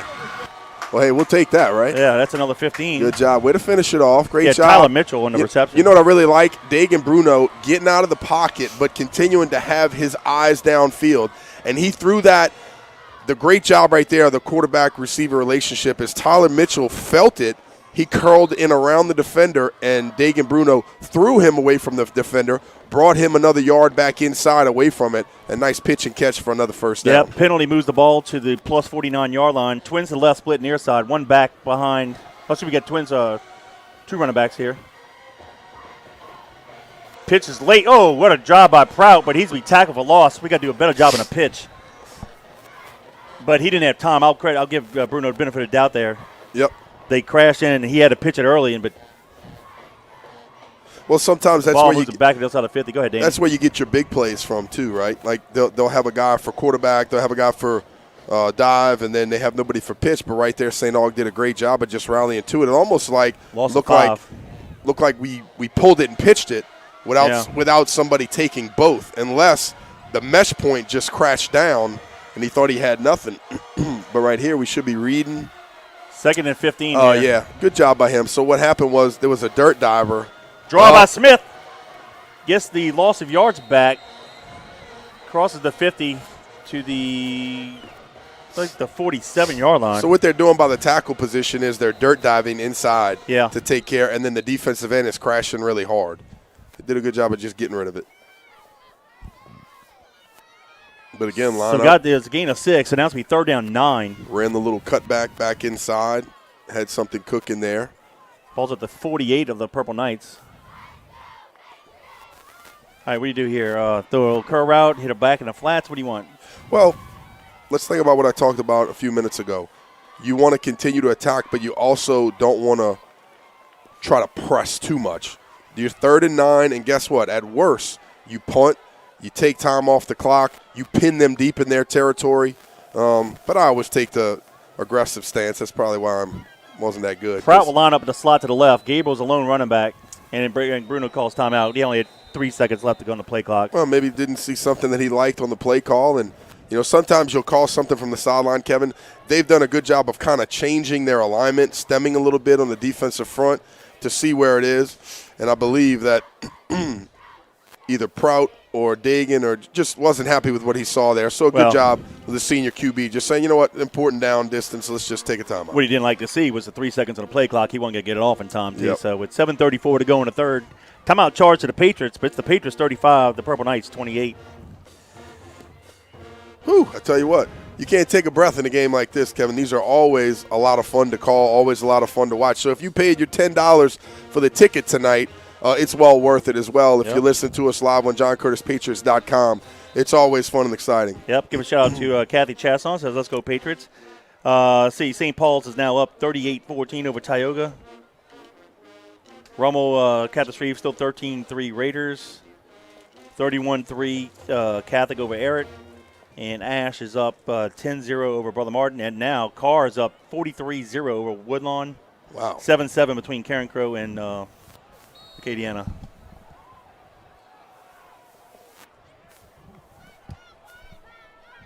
All right, there we go. 3rd down 9. Patriots from the 48 of the Purple Knights. Twins to the right. Split near side. Ball in that left hash mark. 3-step drop. Bruno throws a deep route. And there's a late flag in the background. Roughing the quarterback. Okay, Bruno got hit, so they may have bailed us out. That's just dumb. Now, Bruno did a good job. Now, I saw over the top, it looked like the safety was to the top of the field. His leverage was over there over the Twins, and I really liked the matchup to the bottom here. Again, hit to the face. Put the hands up in the face of the quarterback. Yep. Can't do that. So, I don't necessarily – I don't like when they call those ticky-tacky late hits on the quarterback. Even being a quarterback – the game of football has a certain percentage of toughness still involved in it. So sometimes the quarterback needs to get hit. But, you're just not allowed to put your hands in his face like that. But he did a good job of surveying the field down to the top and then came back down to it. But I think Turner was either running a slant or a post, and we kind of just threw it over his head, maybe trying to get rid of it. Well, they bailed us out. So the penalty now moves the ball to the Purple Knight 33. 1st and 10, Patriots with 7:28 to go in the third. Twins receivers near side. Also, Gabriel lines up at the slot near side. Prout is the lone halfback. We'll send Gabriel in motion. Power sweep to the left is Prout. Let's give him 2 to the 31-yard line. 2nd down 8. I don't mind that either. A little wrinkle right there. On the previous play, the defensive end was, questioning the call to the ref. He thought he might have gotten him beneath the armpit, and the referee said, no, you had the hand in the face, and that was true. The replay showed that. So 2nd down and 8 from the 31. 6:55 to go in the third and counting. We'll stay with Twins receivers near side. Prout and Smith are the halfbacks. Give it to Prout to the left, and they broke through the line, but Prout does the best he can. Now Pitts comes back. They knocked Bruno's helmet off, and we lost yards, Danny. That just. Yeah, they're running around. Here's my opinion. I know we're doing the best we can, but they are now loading the box, and they're just putting the pressure on us. We need to do something to get to the perimeter. Well, got to get to the perimeter. You saw it before when we threw the ball for the 1st down with Mitchell.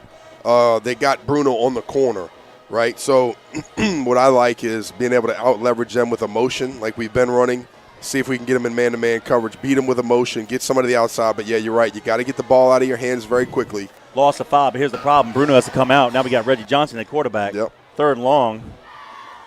So now we got to be conservative here.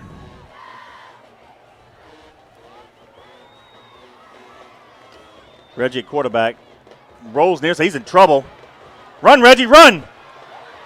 He's in trouble. He should have thrown it away. Was that face mask or no? Back at the 45-yard line. I thought I saw a face mask. He was in trouble. He should have thrown it away, but can't fault the kid. So now we're at the punt. So what looked like a promising drive. Had the ball at the 31-yard line. We went backwards the last 2 plays. Man, look, he grazed the face mask, but it is what it is. Yeah, St. Aug had to call a timeout. Looked like we were lined up and ready, and they weren't ready as we ran the punt team on. That's their second timeout. And for, Danny, and the last, say, we got 5:41 to go. Really, this whole second half right now, St. Aug's defensive lineman is just punching our offensive lineman in the face. They're playing fast, physical. They're trying to get to the QB, and it's all pressure right now. Right. So I don't mind, again, if Bruno and think of a screen package. Think of dumping the ball right over the linebackers over the middle, something quick to where Bruno can just drop back, evade the rush, abort, and just get the ball over the middle of the field or something quick outside like you mentioned, but be able to kind of get away from that interior rush that is causing some How about problems. shotgun? Yeah, I mean, Buy we work, some- just we to work buy some on time. it. Yeah, we work on it. You work on it for situations like this. So, yeah, I don't mind mixing it up at all, Kevin. Yvonne Bergeron checking in from Columbia, Mississippi. We appreciate you, class of 1977. Thanks for listening. All right, Tyler the pundit. Deep back for the Purple Knights is going to be number 7, Lewis. He's going to stand around the 10. Beautiful kick. Nice punt. Go get it. And into the end zone. Wow, he unloaded. Jeff Arsmith just texted me, said Acadiana and Karen Crow, they're tied 7-7. Yep. All right, defense got to stop last drive. Can we do it again? Yeah, we can. Let's do it. What it's all about. Let's go. 5:34 to go in the third. The only score in the second half was from St. Aug on the opening drive.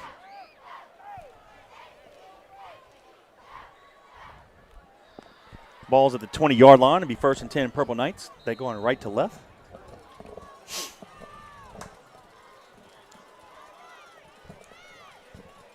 They'll line up with twins to the right, twins to the left. Ball's in the middle of the field. Hill is the running back. He'll line up to the right of Simmons. Simmons drops back to pass. He'll do a little swing pass to Hill. And we're going to run him out of bounds at the 25-yard line. Gain of 5, 2nd down 5. St. Aug's just going to try to put the ball in the hands of their playmakers. Don't be surprised if they try to throw it up over the top.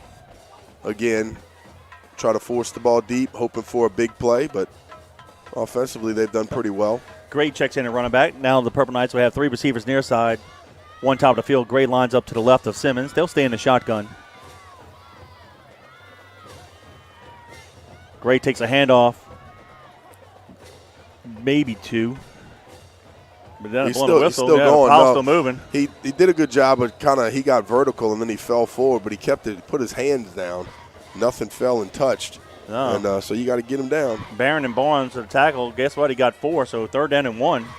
Credit Gray for keeping the play alive. Yep. All right, 3rd down 1. Here we go. Get upfield. Gray will stay in at halfback. 2 to the left, 1 to the right. Need to stop here. Gray takes a handoff. No, he'll have the 1st down. Crosses the 30 to the 31-yard line. 1st and 10 Purple Knights. 4:38 to go in the third. And they, I think they have the right mindset here, talking about throwing the ball down the field. Mike Turner picked it off last series, but they have the right mindset of just controlling the clock right now for them as well. Just continuing to get 1st downs. Wait, is there a flag on the play? Face mask on us. Oh, my goodness. That moves the ball near midfield. They're going to place it at the 46-yard line. I'm going to look for it on the replay here. I couldn't tell. And I didn't see it, but these guys are trigger happy. There's been a lot of yellow on the field tonight. We have to have over 100 yards in penalties by now. Yeah. Now they have 3 receivers near side. Gray. Oh, they fake it to Gray. Simmons keeps it, rolls right. And he's going to be in Patriot territory at the 49-yard line. 4:10 to go in the third.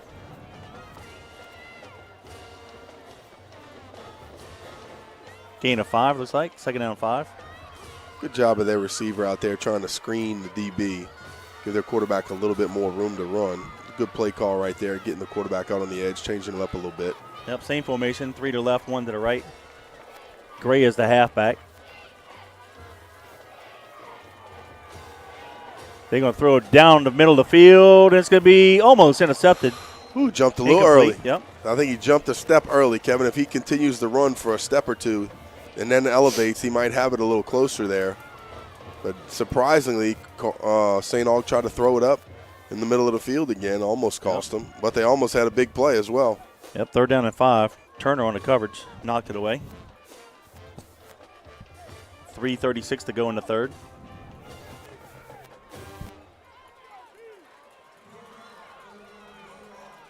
Three to the left, 1 to the right. Hill checks back into the halfback. He'll line up to the right of Simmons. Again, they'll stay in the shotgun. Simmons back to pass under pressure. Oh, that's They called it. They called it. Now go get him. Simmons takes off, breaks a couple tackles. Shot of the first down, but there's the hold. Bring him back. Yeah, yep. Drake's been a force all year for us. And when he's one-on-one with a pass rusher, with a tackle, he's going to give them nightmares. So he did a good job of getting outside, dipping and ripping back inside, and the guy had no chance. Then had to hold him and kind of bring him down. So great job. Drake's been pretty dominant out there on the edge for us all year. And he's hard to block. The penalty moves the ball back to the Purple Knight 41-yard line. They have to get it to the Patriot 49. Here we go. Let's go, defense. Another big play. Another big play. So it's like 3rd and 15. Maybe 14, let's say. All right, 2 to the left, 2 to the right. Simmons takes the pass from center, looks near side, throws it deep down the middle of the field, has a guy, and it's going to be caught. Jackson with the catch deep in the Patriot territory at the 15-yard line. 1st and 10 Purple Knights with 3:01 to go in the third. These guys attack the ball, Kevin. They attack the ball, and for the life of me, I can't understand why we let guys get deep. We instead of backpedaling, we like to glide and look in the backfield and think that that's going to get us somewhere. You have to backpedal and stay as deep as the deepest. It's so much easier to go from behind to come forward to make a big play instead of trying to run and defend against a big receiver. Simmons calls for the pass from center, hands it off to Gray. Comes near side, we got him. Good job. Barron ran him down. Yep. Jason Curtis from outside in as well. Looks like a loss of 2 to the 17-yard line. 2nd down, 12. And Kevin, we talked about this weeks ago, right? Of I don't understand why every level. And look, I never played DB, right? But I can imagine how tough it is. That's one of the toughest positions in football. You have to be probably the best athlete on the field to go play cornerback or to play DB. But at every level, people get by people all the time, every game. And, All right, watch number 9. Happens. They got him flexed to the right. They might try to do something over the middle and let him out jump our shorter defensive backs. But actually, play action pass, yep. Simmons is in trouble, breaks a couple tackles. Oh, there's plenty of room near side, touchdown. Wow. He walked in the end zone from 17 yards. And they're a point away from tying it up, or they may be going for 2 here. Wow. With 1:52 to go in the third. Ooh, gotta love it. That's why you play the game right here. He had the whole sideline over here, Danny. Yep, sure did. Sure did. And he did a good job of just using his feet and buying himself some time. I think we had it covered up to the right side. The big boy went vertical like you mentioned. Turner was over the top. He had nothing. Reversed his field, and everybody just flowed and couldn't get backside, and he made another nice play with his feet. All right, they're going to go for 2. Now, listen, Khalees, number 9, he's a line up the split at the slot. Watch him over the middle. Play action pass. They're going to try to throw to him, and he didn't turn around in time. Incomplete. Yeah, Callio read it. He understood what they were trying to get done. He did a good job of reading it, getting out there, and like you mentioned, he just didn't turn his face. Quarterback threw that one low. We had pressure in his face also, but a good job by the Patriots on that 2-point conversion. Kevin, it's playoff time. Yep. It doesn't matter if you win by 1 or 100. I'll take a 1-point victory here early. Yeah, exactly. You got to do what you got to do. So good news for us. We are still up by 1 point, 35-34. This has been some great action. Yep. We are late in the third quarter with 1:52 left here in the third. You listen to us live on JohnCurtisPatriots.com. Yep, 1:52 to go, as Danny said, 35-34. Patriots, here's our final. Rummel, 13, Captain Shreve, 3. The 2 seed is gone. Rummel goes to Shreveport 2 consecutive weeks and comes back with victories. Wow. Yep. They've gotten better. Catholics up 45-3 in the fourth over Eric. But, hey, look, St. Aug is way better than a 4-7 record. They got the athletes. I was surprised they had a 6-game losing streak this year. Yeah.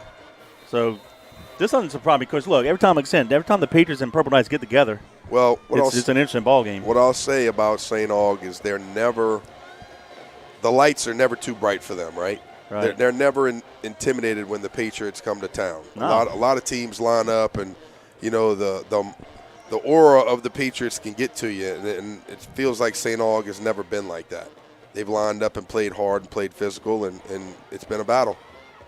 Smith catches it, middle return, bounces it outside, and nice return. Nice return. Near the 45. Let's see what he spotted. They threw him over the bench, Danny.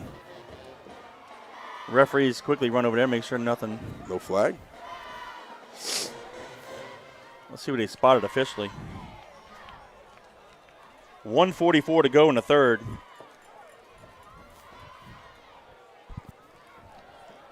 The Patriots have had the ball 2 times in the second. One play fumble, and then the driver had to punt. Yep. Control the football. Keep on attacking. 44-yard line is where they spot it. Ball on the left hash mark. Twins receivers near side. Gabriel and Proud of the halfbacks. Bruno in the center. Quarterback keeper. There you go. Yep. That'll work. Been waiting for one of those.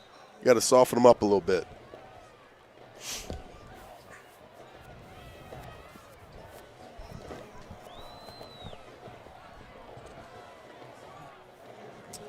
Yep, that's what playoffs about, man. You can't, even though you beat somebody in the regular season, you can't take them for granted. And they, like I said, they're way better than a 4-7 record. That was a gain of 4 in the play, it looks like. Second down, 6. Same formation. And we jumped off sides. Great. Gracious. Well, again, Kevin, I'll say there's no safety help in the middle of the field. We got some options out here with 9 guys pretty much stacked in the box. They're going to play hard, play physical. You got big 90 defensive lineman. The kid's only a sophomore. He's a monster out there. Big number 10 defensive lineman. Penalty moves it back to the 43, so now second down 11. Twins near side. Options near side. Prout, whoa, almost had a pistol when he got it. Running hard, gets it to the 46-yard line. Wow. He did the best he can to salvage that play. Yeah, well, they're guessing. They're seeing it and they're guessing. And he's trying to lay out and make a play, and that's a good effort by the defensive end because they've seen it before, right? The option going to the field, and they understand that if I attack hard enough, the quarterback's going to think I got him. But thank goodness for us, Prout was able to make the play, grab it, and that could have been rough. Yep. Ball's at the 46-yard line. In a couple plays, I'd call it again and let Bruno duck it up inside. Third down and a long 7. Twins top of the field with a slot also. One running back. Bruno rolls to his left. He's in trouble. Steps back. Comes near side. Has a lot of room. There you go. He's to the 50, 45. Stays in There you bounds. go, Bruno. Keeps his bounce. And Danny, he should have the first down. He's got the first. You dang you, right Gordon. he does. Let's go, Big 9. Gotta love that, guys. Senior QB, just leaving it all out there. Good job of the offensive line and the running backs coming back to make a big block, make something happen. Bruno fights for an extra yard, picks up the first down, and, well, you gotta love that if you're a Patriots fan. Gordon, who called timeout? Is that them or we did? That's the end of the third quarter. That's right, in the third quarter. There you go. So at the 3 quarters of play, it's the John Curtis Christian Patriots 35, the St. Augustine Purple Knights 34. Kevin, for that third quarter of action, I want to say thank you once again to Moe's Pizza. Check out the website, moespizzanola.com. There's some of their homemade hand-tossed pizza, lasagna, meatballs, and spaghetti. Anything that you like. Of course, like we mentioned on Fridays, they have the homemade roast beef, which is the best in town. And then everything that they offer is going to be on the website. Give them a call, 341-9650. Or just go visit them in person. Tell them Danny, Kevin, and Robbie sent you. 1112 Avenue H in West Wego, Moe's Pizza. We appreciate your support of the Patriots. All right, we're going to flip the field. The Patriots will have it 1st and 10 at the Purple Knight 43-yard line. This is a very exciting high school football game. We hope all you guys are listening to us, all of our Patriot fans. Of course, the Purple Knight fans that are listening to us. Hope you all enjoying the ball game as well. And this is what high school football is all about. Yeah, you're right. There's two teams playing the best that they can, and we're going to find out in 12 minutes who advances to play the Catholic Bears in Baton Rouge next Friday. Here we go. Let's play physical. Let's Give go a offensive shout out line. to Sam Smith, fellow Patriot, checking out and check us out in Texas. Appreciate you. This is where you earn it right here, Kev. Yep, Patriots now going right to left. Bruno in the center. Set a receiver motion near south. Prout takes the handoff. Oh, Danny, if he keeps his feet, he might score in that play. Got tripped up. I'll tell you what, some great blocks back there inside. Acadiana takes a 7-point lead, 14-7 over Karen Crow. That's another district rematch tonight. Go ahead, Danny. I was just saying, some great blocks down inside. Look like number 67, Christian Thibodeau. A great job of just sealing them off and springing them forward. And, yeah, if he could have kept his feet, Kevin, we got something big cooking. Got to the 35-yard line, gain of 8. And Ash is up 16-0 over Brother Martin in the fourth. Gain of 8, second down 2. We'll go to the right. Gabriel. No, Bruno pitches it late. Oh, my goodness. Prout got it, but only gain of a yard. But, Danny, that pitch is becoming a nightmare lately. Well, now, look, this is hard, right? But what I will say as a quarterback, now we don't teach it, but what I will say is you gotta be able to see it, right? Even I know the relationship is supposed to be there, and you got to feel it, and he's got to be there. But at the very last minute, your eyes have to go to the pitch, and you have to see the pitch and push the pitch to him. You can't just blindly flick it up and back. Danny, we didn't get it. We went for a quarterback sneak. We didn't get it. It's going to be fourth down and maybe a foot. I say go for it. Oh, we will. Yep. Going to have to. Yep. Our defense has been struggling lately. It looks like St. Aug's got a guy down, blowing the whistle. Gordon, can you see where they spotted the ball? I can't tell from my angle here. We got about a yard to go. But what yard marker is it? The 34. 34, thank you. We need to get to the 33. Got it. So injury timeout on the field. 10:33 to go in the ball game. It's the Patriots 35, the Purple Knights 34. It'll be fourth down and half a yard when we come back. Number 10 just threw his helmet on the ground. Not sure what he's upset about. All right, let's play here. You're the offense coordinator.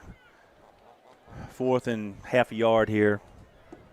What are you calling? They've been stuffing us in the middle. Well, you know, I hate to say I'm just putting it in my quarterback's hands, but I don't like to take the ball away from him. I don't mind a quarterback sneak as long as our guys know that that's what it is and they know that they have to get a push.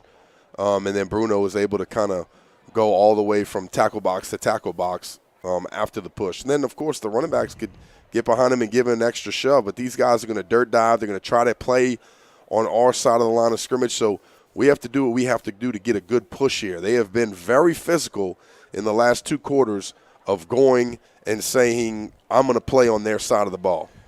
Yeah, they've been doing a great job selling out, and they've been causing havoc on the pitches for us. So I like to think, let's not pitch on this play, either quarterback keeper or just give it a straight handoff. Yep. Quick shout-out to Jeff Karras, class of 1985. Listen to us in Summit, Mississippi. And he's up, Kevin. He's up and getting helped off the field. So, unfortunately, it looks like he's hurt. Something with his ankle or his knee or his leg, but he's up and walking off with a little bit of help. So, glad it's not too rough. Can't tell the number. Is that number 11? Yeah, number 11.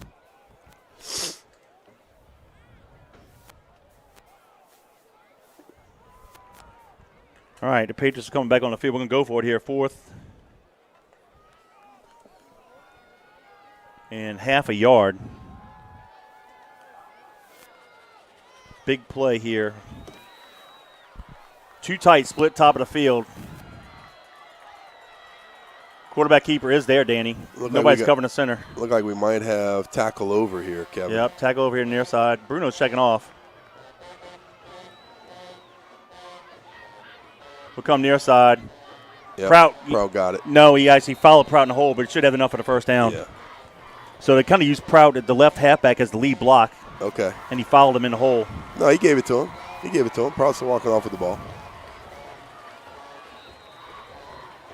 And another St. Aug Purple Knight is down. Go Two ahead, St. Aug players are down. And a late flag. A late flag coming from them. That's going to be on them. Yeah, they've been talking just too much, guys. You know, if a guy gets hurt and it's of no fault of anybody, no ill will, then it just happens. I mean, this is football. It's a tough game, but you can't continue to yap and yap and yap. You got to get out there and play between the whistles, like we said.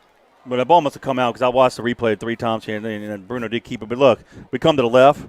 We're going to run behind big old Ryan Duplessis. He's only 6'5", 330 pounds. So. Oh, yeah. Yeah. He's a big boy. Yeah, he is. So we got another injury timeout with 10:15 to go in the ball game.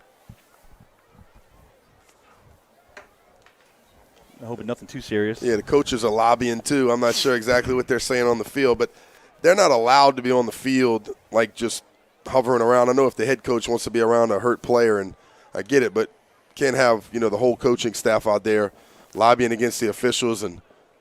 But again, we hope that hope and pray that this young man is okay. And he's in pain. I'm watching the play here. Yeah, it looks like the official gave him a warning and said, okay, that's enough. It's like an ankle injury. St. Aug's medical staff is attending to him, so I hope nothing too serious.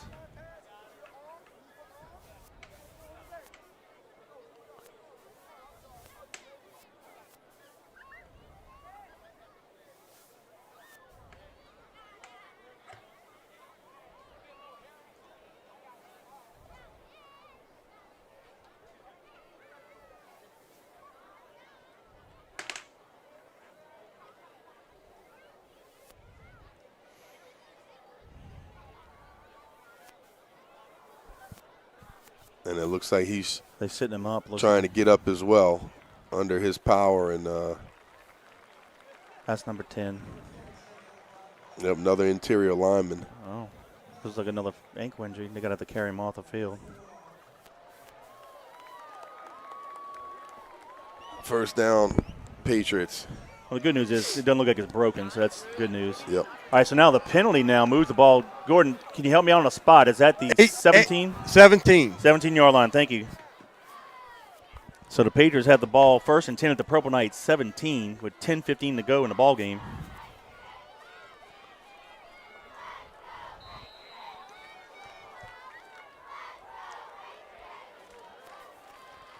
One line, Gabriel up to the slot to the left. Prout will be the lone running back. A little quick pitch to Gabriel. Ooh. Puts a move in the back. He's Yeah. He's to the 5. Scores! Yeah, you're right. Yeah, you're right. Bruno just floated a little pass, got the block.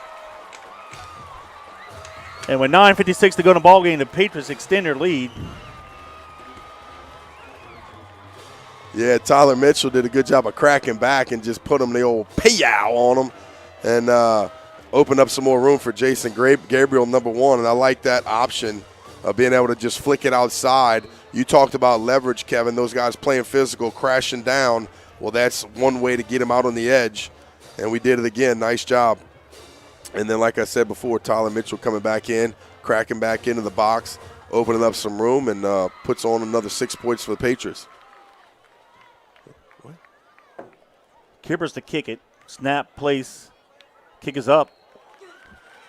And it's good. So with 9:56 to go in the ball game, it's now Patriots 42, Purple Knights 34. Nice job right there, Kevin, for that scoring drive. I want to say thank you to our family's company once again, River Parish Disposal. Been picking up your commercial garbage in the greater New Orleans area for over 40 years now. Give me a call, Danny Wimprine at the office, 504-738-7700 for all your commercial garbage needs. Like we've said forever, our business stinks, but it's picking up. Ooh, that was a big drive there by the offense. Now the defense has to come out and keep serve on the Patriots side here. Boys, what do y'all think about this game so far? Huh? What? All right, never mind. Danny, that drive. Give me a second. 7 plays, 56 yards in distance, 3:48 off the clock. Bruno to Gabriel from 17 yards out, and Kipper's PAT puts the Patriots up 42-34. Arseman just said Acadiana won 14-7. Kippers to kick it off. Going to be fielded by Casting at the 19-yard line, flagging a play, and we're going to tackle him near the 23-yard line. Great job there. Let's see what the flag's about. The flag's at the 45-yard line. Yeah. I tell you what, there's been a lot of penalties tonight for both sides. Yeah. And it's usually not like this. Excuse me. And it's on them. Jeffrey Curtis is pointing that direction. See what White Hat says here.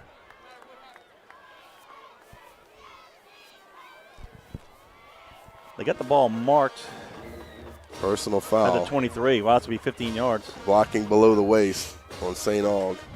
Goodness gracious. Give a shout out to fellow Patriot, Jay Meyer.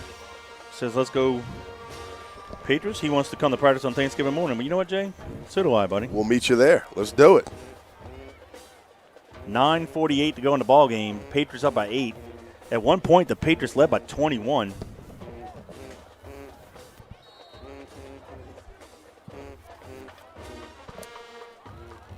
Actually, you know,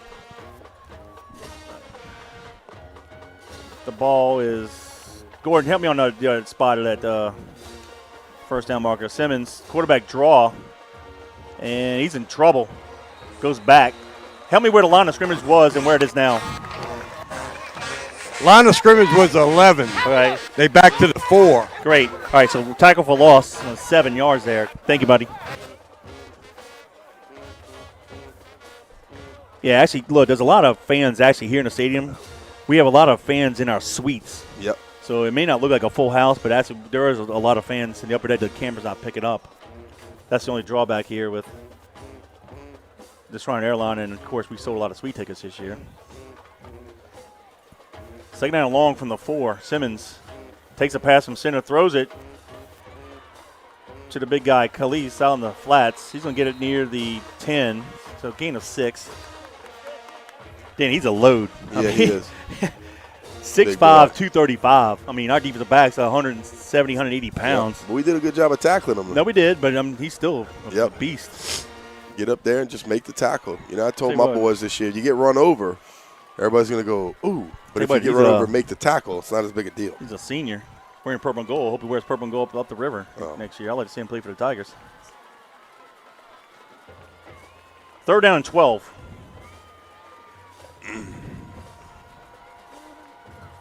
Looks like Gray is the halfback. Line up to the left of Simmons. Simmons dropped back to pass. And he's going to be tackled. Barron. He's sacked by Barron. Yeah, baby, got him.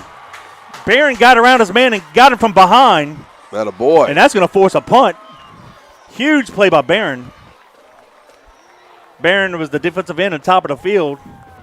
Did a good job of just He staying just after. ran around number 51, Yep. came around the backside and got him. Just came back down, Great squeezed, job. got to him. Nice work right there. Big defensive stop for the Patriots. We needed that. Continue to run this clock. Get the offense the ball back. Now, Whitley's going to stand. He's literally 2 yards inside the back line, the end zone. Low snap. Decent kick. And we're going to fair catch it. Prout at the Purple Knight 40-yard line. So with 7:33 to go in the ball game, the Patriots have it to plus 40. Here's an opportunity here to salt this game away. Yep, let's make it happen, offense. Put this thing away. Get to next week. I'm not surprised how this game is. Like I said, there's rematches, but St. Aug, has NFL talent on that sideline. They're not going to just lay down and say, okay, we're in the second round of playoffs. We're happy with one win. Plenty of football to be played. 7:33 to go. Patriots by 8. Ball security is going to be key here. Twins receivers near side. Prout and Gabriel, the halfbacks. Bruno keeps it. Nice Turns job. the corner and pitches it very late. Gabriel has it. Yeah. Inside the 20, inside the 15, and they're going to wrestle him down near the 13-yard line.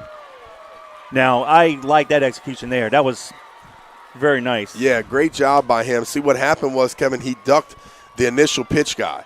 Again, the guy has been diving out, and then he knew that he had a blocker outside with Prout, pitched it downfield. But like I said, he saw the pitch back, gave it to him, and then we had an extra blocker out there to make it happen. Nice Got it to Nice the execution. 14-yard line. 1st and 10, Patriots. 7:08 and counting. Ball in the near hash mark. We'll throw 2 receivers top of the field to the right. Smith and Corcoran are the halfbacks. And looks like they jumped off sides. Jumped off sides. Got him. Good job. Way to be disciplined. 3-5, yep. Changed up the snap count. And that tackle jumped. Carr's up 50-0. Alexandria is up 23-0. So Carr looks like they're going to advance. Brother Martin looks like they may be going home. Yeah. So we know we're going to lose out of the 7 district teams, 3, because 2 games are playing. Right. Jesuit Holy Cross playing each other, and again Curtis and St. Augustine playing each other. So that's 2 losses there, and then Brother Martin's losing by 23 right now. So now the penalty moves the ball to the 9-yard line.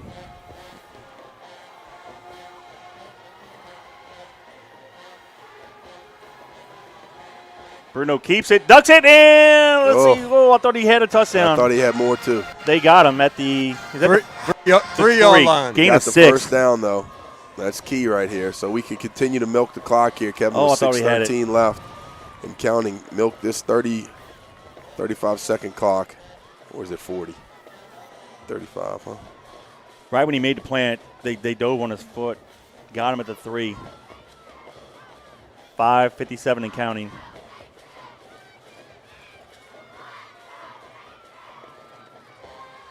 But 1st and goal, Patriots. Smith and Prout are the halfbacks. 2 tight split to the right. We're going to run in here for sure. Smith takes a handoff off the left guard. Give him 1 to the 2.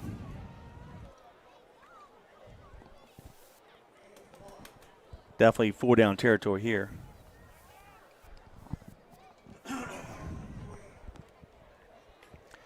It doesn't matter who wins or loses tonight's ball game. I think both teams need to go find them a hot tub tomorrow because this is a physical ball game. For sure, buddy. Both teams are going to be beat up and bruised. Yeah, you got some big boys out there playing very physical tonight on both sides. So congratulations to both teams for playing a full 4-quarter game no matter what happens. But having said that, let's go punch it in. We go to the right. Gabriel takes it in. Touchdown. Yes. Nice work. There it is, boys. So with 4:54 to go, Patriots get 6 more. We got to push our guys away.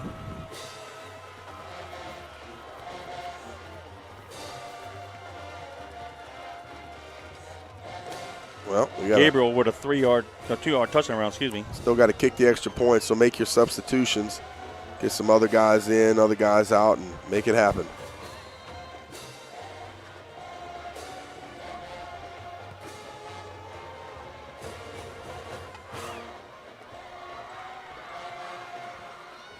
Well, we don't have enough guys. Imagine that.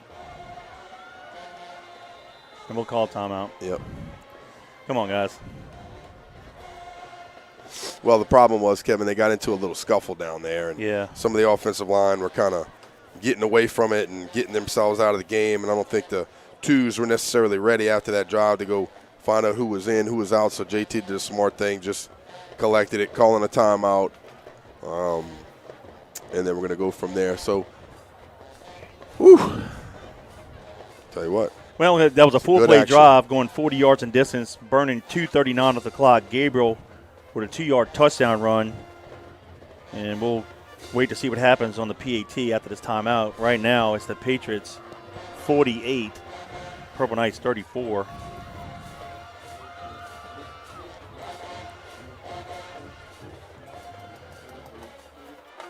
Been a long ball game so far.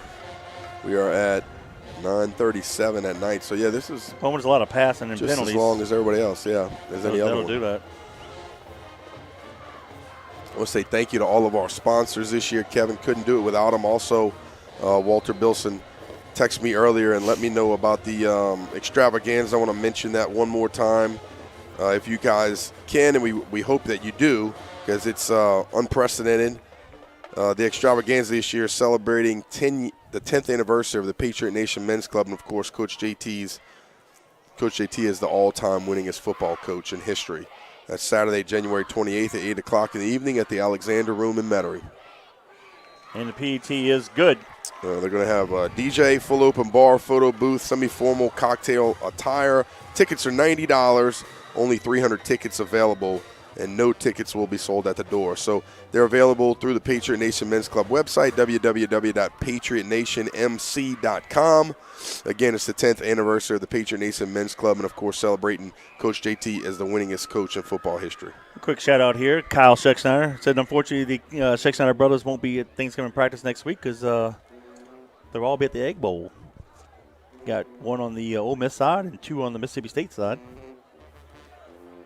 And what's ironic, though, is the Schexnayder boy, Cody, who's on the Ole Miss side, he's actually a Mississippi State grad. One of our favorite players to watch during the broadcast era. Wow, Kevin, these scores. Holy Cross 35, Jesuit 0. Brother Martin 0, Alexandria 16, Rummel 13, Captain Shreve 3, Shaw 20, Evangel 13, final. Holy Cross 42, Jesuit 0. That doesn't surprise me. It's a butt whipping. Yeah. Kippers kicks it. Casson from the 15-yard line has near sideline. Uh-oh, he's to the 40, 45, 50. And we're going to drag him down around the 44-yard line of the Patriots. So this is far from over with 4:43 to go. Don't blink your eye. St. Aug has nice field position at the Patriot 44. Don't take a popcorn break. Let's go get it. Yeah, Catholic out of Baton Rouge played John Ehret tonight, and they would lay in the wood to them.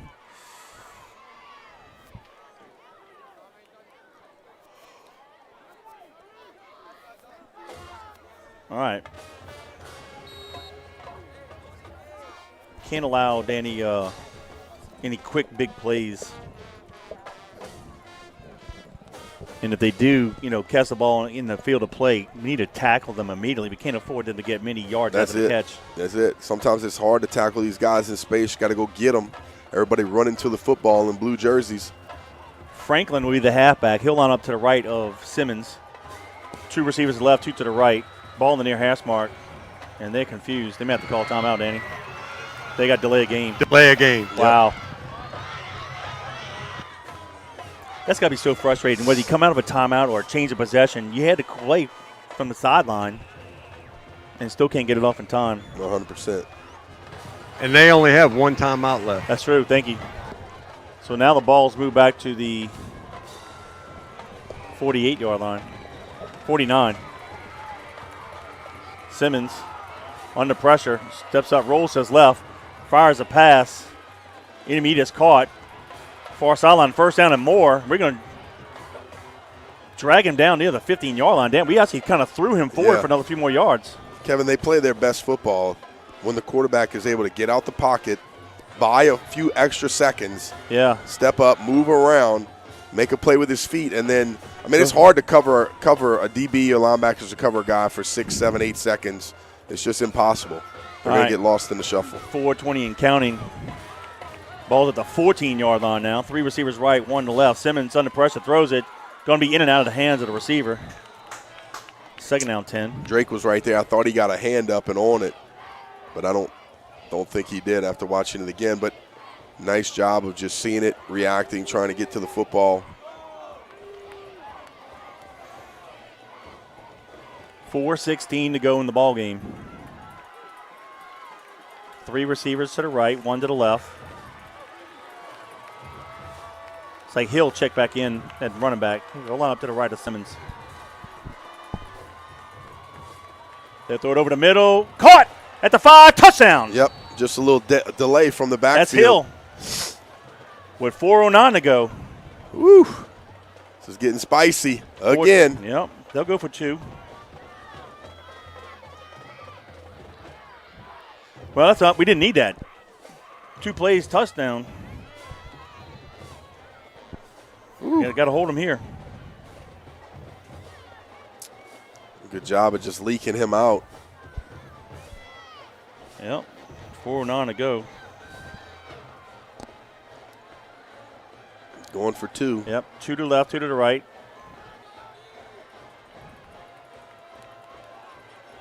Simmons directing traffic. Guy in motion. Simmons fires it far side. Did he get it? Yes! Right at the pylon. That is number 17, Phillip, with a 2-point conversion. 49-42. Far from over, folks. 4:09 to go. And I think they've run that play a few times tonight, Kevin, where they motion inside and they run the little whip back outside, quick zip to the flat, and they've completed it. So if you're St. Aug, do you try to do the onside kick, or do you try to kick it deep and just play defense and try to – they only have one timeout. Shoot. It's a lot of time, 4:09. I was about to say, this is a tough one. It depends on what you believe in your defense. Tonight's been a tough night for them, but they have had some stops. So I'd probably say with 4 minutes left, you kick it deep just because of the time. Because it's a lot. But then again, the Patriots pick up a couple first downs and it's over. We'll have to see how go in our 4-minute offense, milk the clock and put another touchdown on the board. A little too close for comfort here. Yeah. Well, nonetheless, we're going to put the hands team on anyway. Yeah, that's the right call. I got to shout out to Coach Kyle Goday, him and Phillip watching. The Patriots, let's go, baby.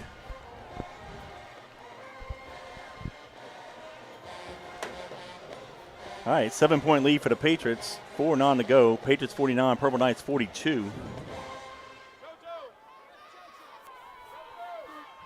They got a new kicker. They got Pritchard. They do. Oh, man, we caught it, too. But they blew the flag.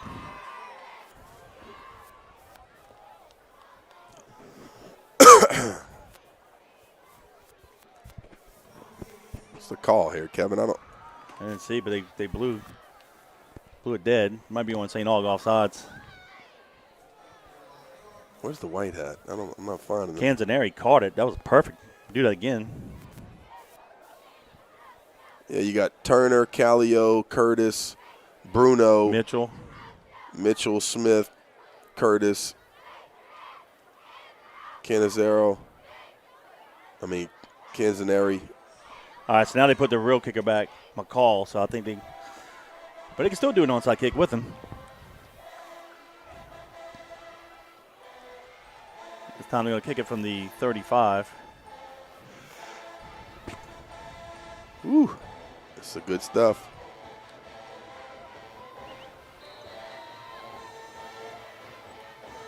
All right, he boos it. There's another flag. Offsides again, I guess. Got to be. Goodness. Well, these guys like throwing those flags, that's for sure. Crazy. And it's the end of the game, and you're trying to make a play, and you want to get off, go get it. So, it happens. All right, so now they're going to kick it from their 30. Well, they help us out with field position here. Big time. Big time.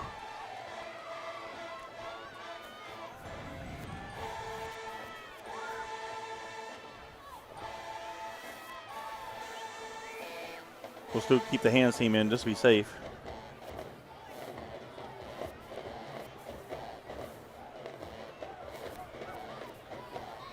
All right, let's try it again for the third time. McCall to kick it. Prout from the 30-yard line, and it'll just fall down to 35. That's a smart play. Good job. Way to keep two hands on it, secure it, and let's go. 4:06 to go in the ball game. Nancy Gaspar checking in from Kenner, said busy cooking for the holidays. Let's finish it, Patriots. I agree. Let's go.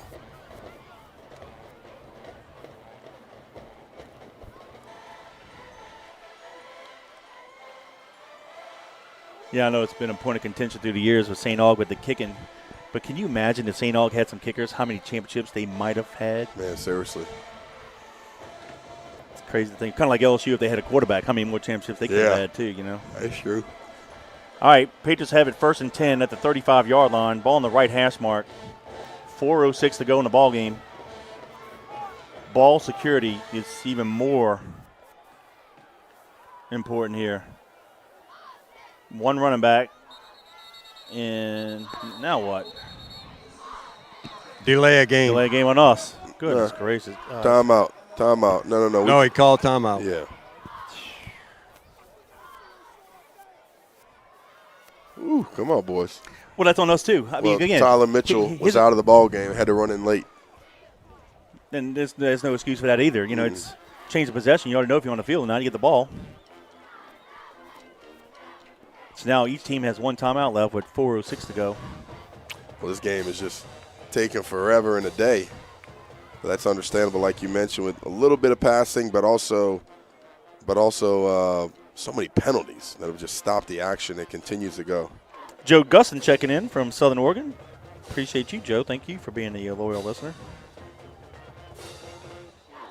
Rick Trussey in Brandon, Mississippi says, let's finish. I appreciate you. Thank you for being a loyal listener as well. Chris Bergeron checking in. He said, have you ever heard Chris Collinsworth yawn? No shot. Tighten up and get some Mucinex. Yeah. Hey, fellow Patriot Kenny Alonzo checking in from Nashville. Good to hear from you, Kenny. All right. So it's 1st and 10 from the 35 with 4:06 to go. Prout is the slot near side. Gabriel is a lone halfback. We'll come near side, give it to Gabriel. And Danny, he is fighting hard to the 37-yard line. He had a big defensive tackle at the back, and he just carried him 2 yards. Yeah, Gabriel's been a very strong runner this year, just running behind his pads. So here's what helps is where St. Aug burned those 2 timeouts early. They can't afford – they have one left. Right. They can't stop the clock, so we can just kind of milk this as much as we can. 3:38 and counting. That's what we were talking about before with the onside kick. If you can get 2 first downs here, you're going to do I don't know if we're not communicating. But we got 7 seconds. We better hurry up. Bruno's – I don't know if he's confused or what's going on here. He keeps it. Let's go no yard. I don't know if we're getting the plays into the not. huddle or something's going on. He was looking at the sideline like, hurry up, because we didn't break the huddle with 10 seconds. Like, it was 7 when we broke the huddle. 3rd and 8, no gain. All right, so Tyler Mitchell and I'd be shocked if we throw the ball here. Mike Turner check into the ball game. 14 seconds on the play clock. Risk, 10. We're not even break the huddle yet. Risk versus reward, right? Kevin throwing the ball, so let's go. Get up, get set. Here we go. Whoa, Rice bootleg by Bruno. And he breaks a tackle, and he has the first down. Nice job, Beautiful QB. job. Stayed in bounds. Yeah. Made the defensive back miss and fell forward for the first down with 2:25 to go. Beautiful Fantastic. play. And Danny, if you remember that's the play that salted the game in the semis against Catholic last year. Beautiful bootleg. Stayed in bounds. Look, made the guy miss. Got a couple extra yards. Nice heads-up play, getting the first down, staying in bounds like you mentioned. Clock continues to run. Ken, we can't keep getting up to the line of scrimmage with 4 seconds, though. No. Let him milk it. Don't milk it on him, you know? Correct. 9 seconds ago. We're just getting to the line of scrimmage now. Need a little sense of urgency here. Smith takes a handoff. There you go. He's going to be near the 50. Now blow the whistle. At the 48. 48-yard line of St. Aug. Good job. Thank you, Gordon. 147 and counting. Now they shouldn't be starting the play clock, Kevin, the 35-second clock until the ball's spotted. Yeah, they're doing it When fast. they're blowing the whistle for the play to be dead, they're already starting the clock. So that's part of the reason, like, you're getting held up over there, and all of a sudden they're starting the clock already. You know, we're just getting the play into the huddle at 15 seconds. We're having to break it very, very quickly. 6 seconds on the play clock now. We'll come near side. Smith with the handoff. They call that last timeout. We get to the 46-yard line, so gain of 2. Timeout to the Purple Knights with exactly 1 minute and 8 seconds to go in the ball game. I keep saying the 35-second clock. I mean 40-second clock. And just like that one right there, the ball was down. They blew it dead. and they started blowing the whistle, and it was already down to 37 seconds. Shout out here to a couple pages, Lance McCann and Donnie Davis. They're saying hello from Greenville, Alabama, up here at deer hunting. I appreciate you guys. Hope y'all land you a nice buck. Yeah, good luck. Bring home a Big 10. Me and my boys going to give it a shot tomorrow and a little bit Sunday. Got Baylor and Madden and Mason Curtis and Bo Curtis going to the camp and nice. Trying to thin them out a little bit. My boy Madden could learn how to shoot. We'd be 3 deer down by already. Yeah. I'm just joking. Look at him. Just joking, man. Yeah. 3rd down 3. 1:08 to go in the ball game. The ball's at the Purple Knight 46. If we can get this first down here, and if Baylor can we sit can still, salt it up. Baylor could sit still in the deer stand, we'd probably be 3 down too. Yeah. Shh. All right, there we go. 7 seconds. We haven't broken the huddle yet. Tackle over to the left. Quick zip to Gabriel. Can he turn the corner? Steps up and had the first down and more. That'll do it. Nice job. That'll do it. Thanksgiving practice. There it is, baby. Next week, baby. Let's go. Let's Salt go. it away. Hard victory here. All we got to do is kneel it. Good job. Good work. Good work. 47 seconds and counting. Tradition right here. Yep. So if you are in the area, and of course, listen, it's open to all alums, not just football alums. Right. All alums. Everybody get over there. Practice at 8 o'clock. We'll have the devotional at 9:15. Of course, if you're out of town, we'll have it online. On JohnCurtisPages.com via YouTube. There's a late flag. Again, they're out there. Come on, guys. Pushing. Come on, guys. You know what they're probably trying to do like they did last time we played them? Try to swipe the snap in the center. Swipe the ball, jump to it. Yep, they did. They're just going to clear it. They sure did. They did it again. They're saying run the clock. Let's go. Yeah, they can start the clock. We're stuck with 19. They haven't done it yet. Yeah, come on, guys. There you go. There we go. Attention. We don't need to run another play. That's it. All she wrote. The John Curtis Christian Patriots will advance. They will defeat the St. Augustine Purple Knights by the score of 49-42. The Patriots improved to 7-3 overall, and they will travel to Baton Rouge to play the Catholic Bears in the state quarterfinals. Woo, some good action there, Kevin. Yep. Very, very proud of these boys and lining up to shake hands and make it happen. Great job by these boys. It's a hard-fought ball game. Kevin, I want to give a shout-out to our premier post-game sponsor, of course. That is Hot Rods Creole, our good buddy Hot Rod Beloso, and, of course, his son Cade, doing some big things. I appreciate them. Locally owned and family operated with generational recipes for your cooking ease and enjoyment. Check out their award-winning jambalaya, gumbo, barbecue sauces. Don't forget the premium garlic butter seasoning. That's my favorite. Fish fries, seafood boil mixes, and everything that they offer. You can find their products at your local grocery stores or online at HotRodsCreole.com. Hot Rods Creole is the only way to Creole. Well, we got a lot of action here, so y'all sit back and relax. Let's do this score and recap. The Patriots got the opening drive, went on a 9-play drive, going 67 yards in distance, taking 5:02 off the clock. Smith with a 5-yard touchdown run. Kippers headed to PAT, and that put the Patriots up 7-0 with 6:54 to go in the first. On the second possession, the Patriots went on another 7-play drive, going 74 yards in distance, taking 3:05 off the clock. Bruno hit Turner on a 3-yard touchdown pass. Kippers PAT put the Patriots up 14-0 with 1:24 to go in the first. And that's how the first quarter ended. The Patriots got on the board again with 11:07 to go in the half. Bruno hit Prout on a 16-yard touchdown pass. Kippers PAT put the Patriots up 21-0. And that capped off a 2-play drive going 15 yards in distance, only taking 46 seconds off the clock. St. Aug got on the board right about the 9-minute mark and a half. Hill had an 8-yard touchdown run, and they went for 2. Simmons hit Harris for the 2 points, and that made the score 21-8 Patriots. The Patriots got right back on the board with 7:49 to go in the half. Prout on a 1-play drive, taking it in from 67 yards, taking 12 seconds off the clock. Kippers PAT put the Patriots up 28-8. But St. Aug came right back with 2:47 to go in the half. Simmons hit Jackson on a 3-yard touchdown pass. The 2-point try was no good. That made the score 28-14 Patriots. The Patriots went on an 8-play drive, going 67 yards in distance, taking 2:18 off the clock. Bruno with a 4-yard touchdown run. Kipper's PT put the Patriots up 35-14 with 28 seconds to go. And you thought right there the Patriots had it under control.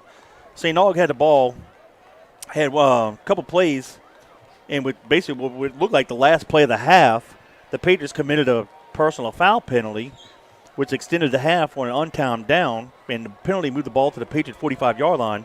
Simmons threw a deep pass to Jackson from 45 yards out for the touchdown. They went for 2. Simmons hit Phillips in the corner, and that made the halftime score Patriots 35, Purple Knights 22. Really, the third quarter was majority St. Aug. Really, all of us St. Aug on the scoring. With 10:31 to go on the opening drive, Simmons hit Jackson on a 35-yard touchdown pass. The 2-point try was no good. That made the score 35-28 Patriots. With 1:52 to go in the third, St. Aug got on the board again when Simmons kept it on a left quarterback keeper, 17-yard touchdown run. They tried for 2 again, no good, but that closed the gap and made the score Patriots 35, Purple Knights 34. And then in the fourth quarter, the Patriots scored 2 touchdowns, one with 9:56 to go in the ball game. Bruno hit Gabriel on a 17-yard touchdown pass. Kipper's PT made it 42-34 Patriots. That capped off a 7-play drive, 56 yards in distance, 3:48 off the clock. Patriots got the ball back, went on a 4-play drive, going 40 yards in distance, taking 2:39 off the clock. And with 4:54 to go in the ball game, Gabriel had a 2-yard touchdown run, and Kipper's PT made it 49-34. But St. Aug came right back on a 2-play drive. Simmons hit Hill on a 14-yard touchdown pass. The Purple Knights went for 2 again. Simmons to Phillip in that corner, got the 2 points, and that closed the gap to 49-42 with 4:09 to go in the ball game. And then basically the Patriots got the ball back and just milked it. And that's how the game ends, with the Patriots with a 7-point victory. But they had 2 21-point leads at one point, but credit St. Aug for not giving up and really taking advantage of some of the really bonehead penalties by the Patriots, taking advantage of opportunities, and they kept them in the ball game. Well, you talked about us being up 21 points at one time. That's kind of where I thought we talked about in pregame. This game could go one of 2 ways. I thought we were probably a 21-point better team, but we also thought it could be another wacky, crazy game, and that's exactly what it turned out to be. Being up, them coming back, giving them a little bit of life. Crazy penalties, took a long time. You know, they made some plays with their feet. They made some plays that, you would expect them to make with their athletes, and they started to tick back and get into the ball game. It was very, very fun, a lot of exciting action, a good physical ball game on both sides, and I'm just glad we got out here with the victory. Whew, me too, because it's better than the alternative. Yep. Alternative is equipment check on Monday and the season's over with, and not having one of my favorite practices of the year, Thanksgiving. So we encourage, if you're local, before you have your family meals, once you come to school, practice will be at 8 o'clock, usually 8 to about 9 o'clock, and then around 9:15 we'll have our devotional in the gym. For all you that are out of town, we'll get on online. We'll have it for you, the broadcast. We'll have Danny and I will have like a little intro for 15 minutes, and then we'll let you hear Coach JT do the devotional. So that's been a nice little tradition we've been doing in the broadcast era as well. So, the Patriots will take on the Catholic Bears. That's been a nice little playoff rivalry since 2017. We went there last year, beat them in the semifinals, but I feel a lot better about going to Baton Rouge this year than I did last year at this time. So, well, we knew that last year was going to be a very tight ball game, and we kind of just went in there and took it over at some point and played very well. But we knew that they were a very good football team, and I think that they're a good team again. But I like where we are, even though kind of a crazy night tonight on kind of a crazy night tonight, back and forth. I think that some of the times they had opportunities offensively, they just had some better players that made some plays, or they just made some plays with their feet after the initial play. The quarterback extending plays, doing that sort of thing, and making some big plays out by the receivers and tight ends and things like that. So I like where we are as a team. Hopefully we get the injury report that everybody's good, everybody's healthy, everybody's ready to go for next week. But, yeah, it's going to be one that we're excited for. So please, if you can, make it to Baton Rouge. It's not that far of a trip. Please try to make the game. If you can't, of course, tune in to us live on JohnCurtisPatriots.com. Yeah, well, so kickoff will be at 7 o'clock next week, and I would assume at Memorial Stadium right off I-110. But once we know specifics, that's usually where they play their games, either there or Olympia Stadium. But I would think probably at Memorial Stadium. But once we know for sure, we'll get it out via social media. But and we'll have 6:45. We'll sign on broadcast. But actually, before then, hang tight. Join us on Thanksgiving morning for our devotional and practice. We'll sign on at 9 o'clock a.m. Robbie, Danny, and I would love to have y'all join us. And it'll be a fun. Anytime we're practicing during Thanksgiving, it's always a special time of the year. And get to travel to Baton Rouge for a playoff win. So we appreciate all you guys. On behalf of Gordon Hebert, Robbie Utzer, Danny Wimpron, and Kevin Fayard, the John Curtis Patriots defeat the St. Augustine Purple Knights by a score of 49-42 until Thursday morning at 9 o'clock a.m. at Thanksgiving. Go Be Blue. God bless.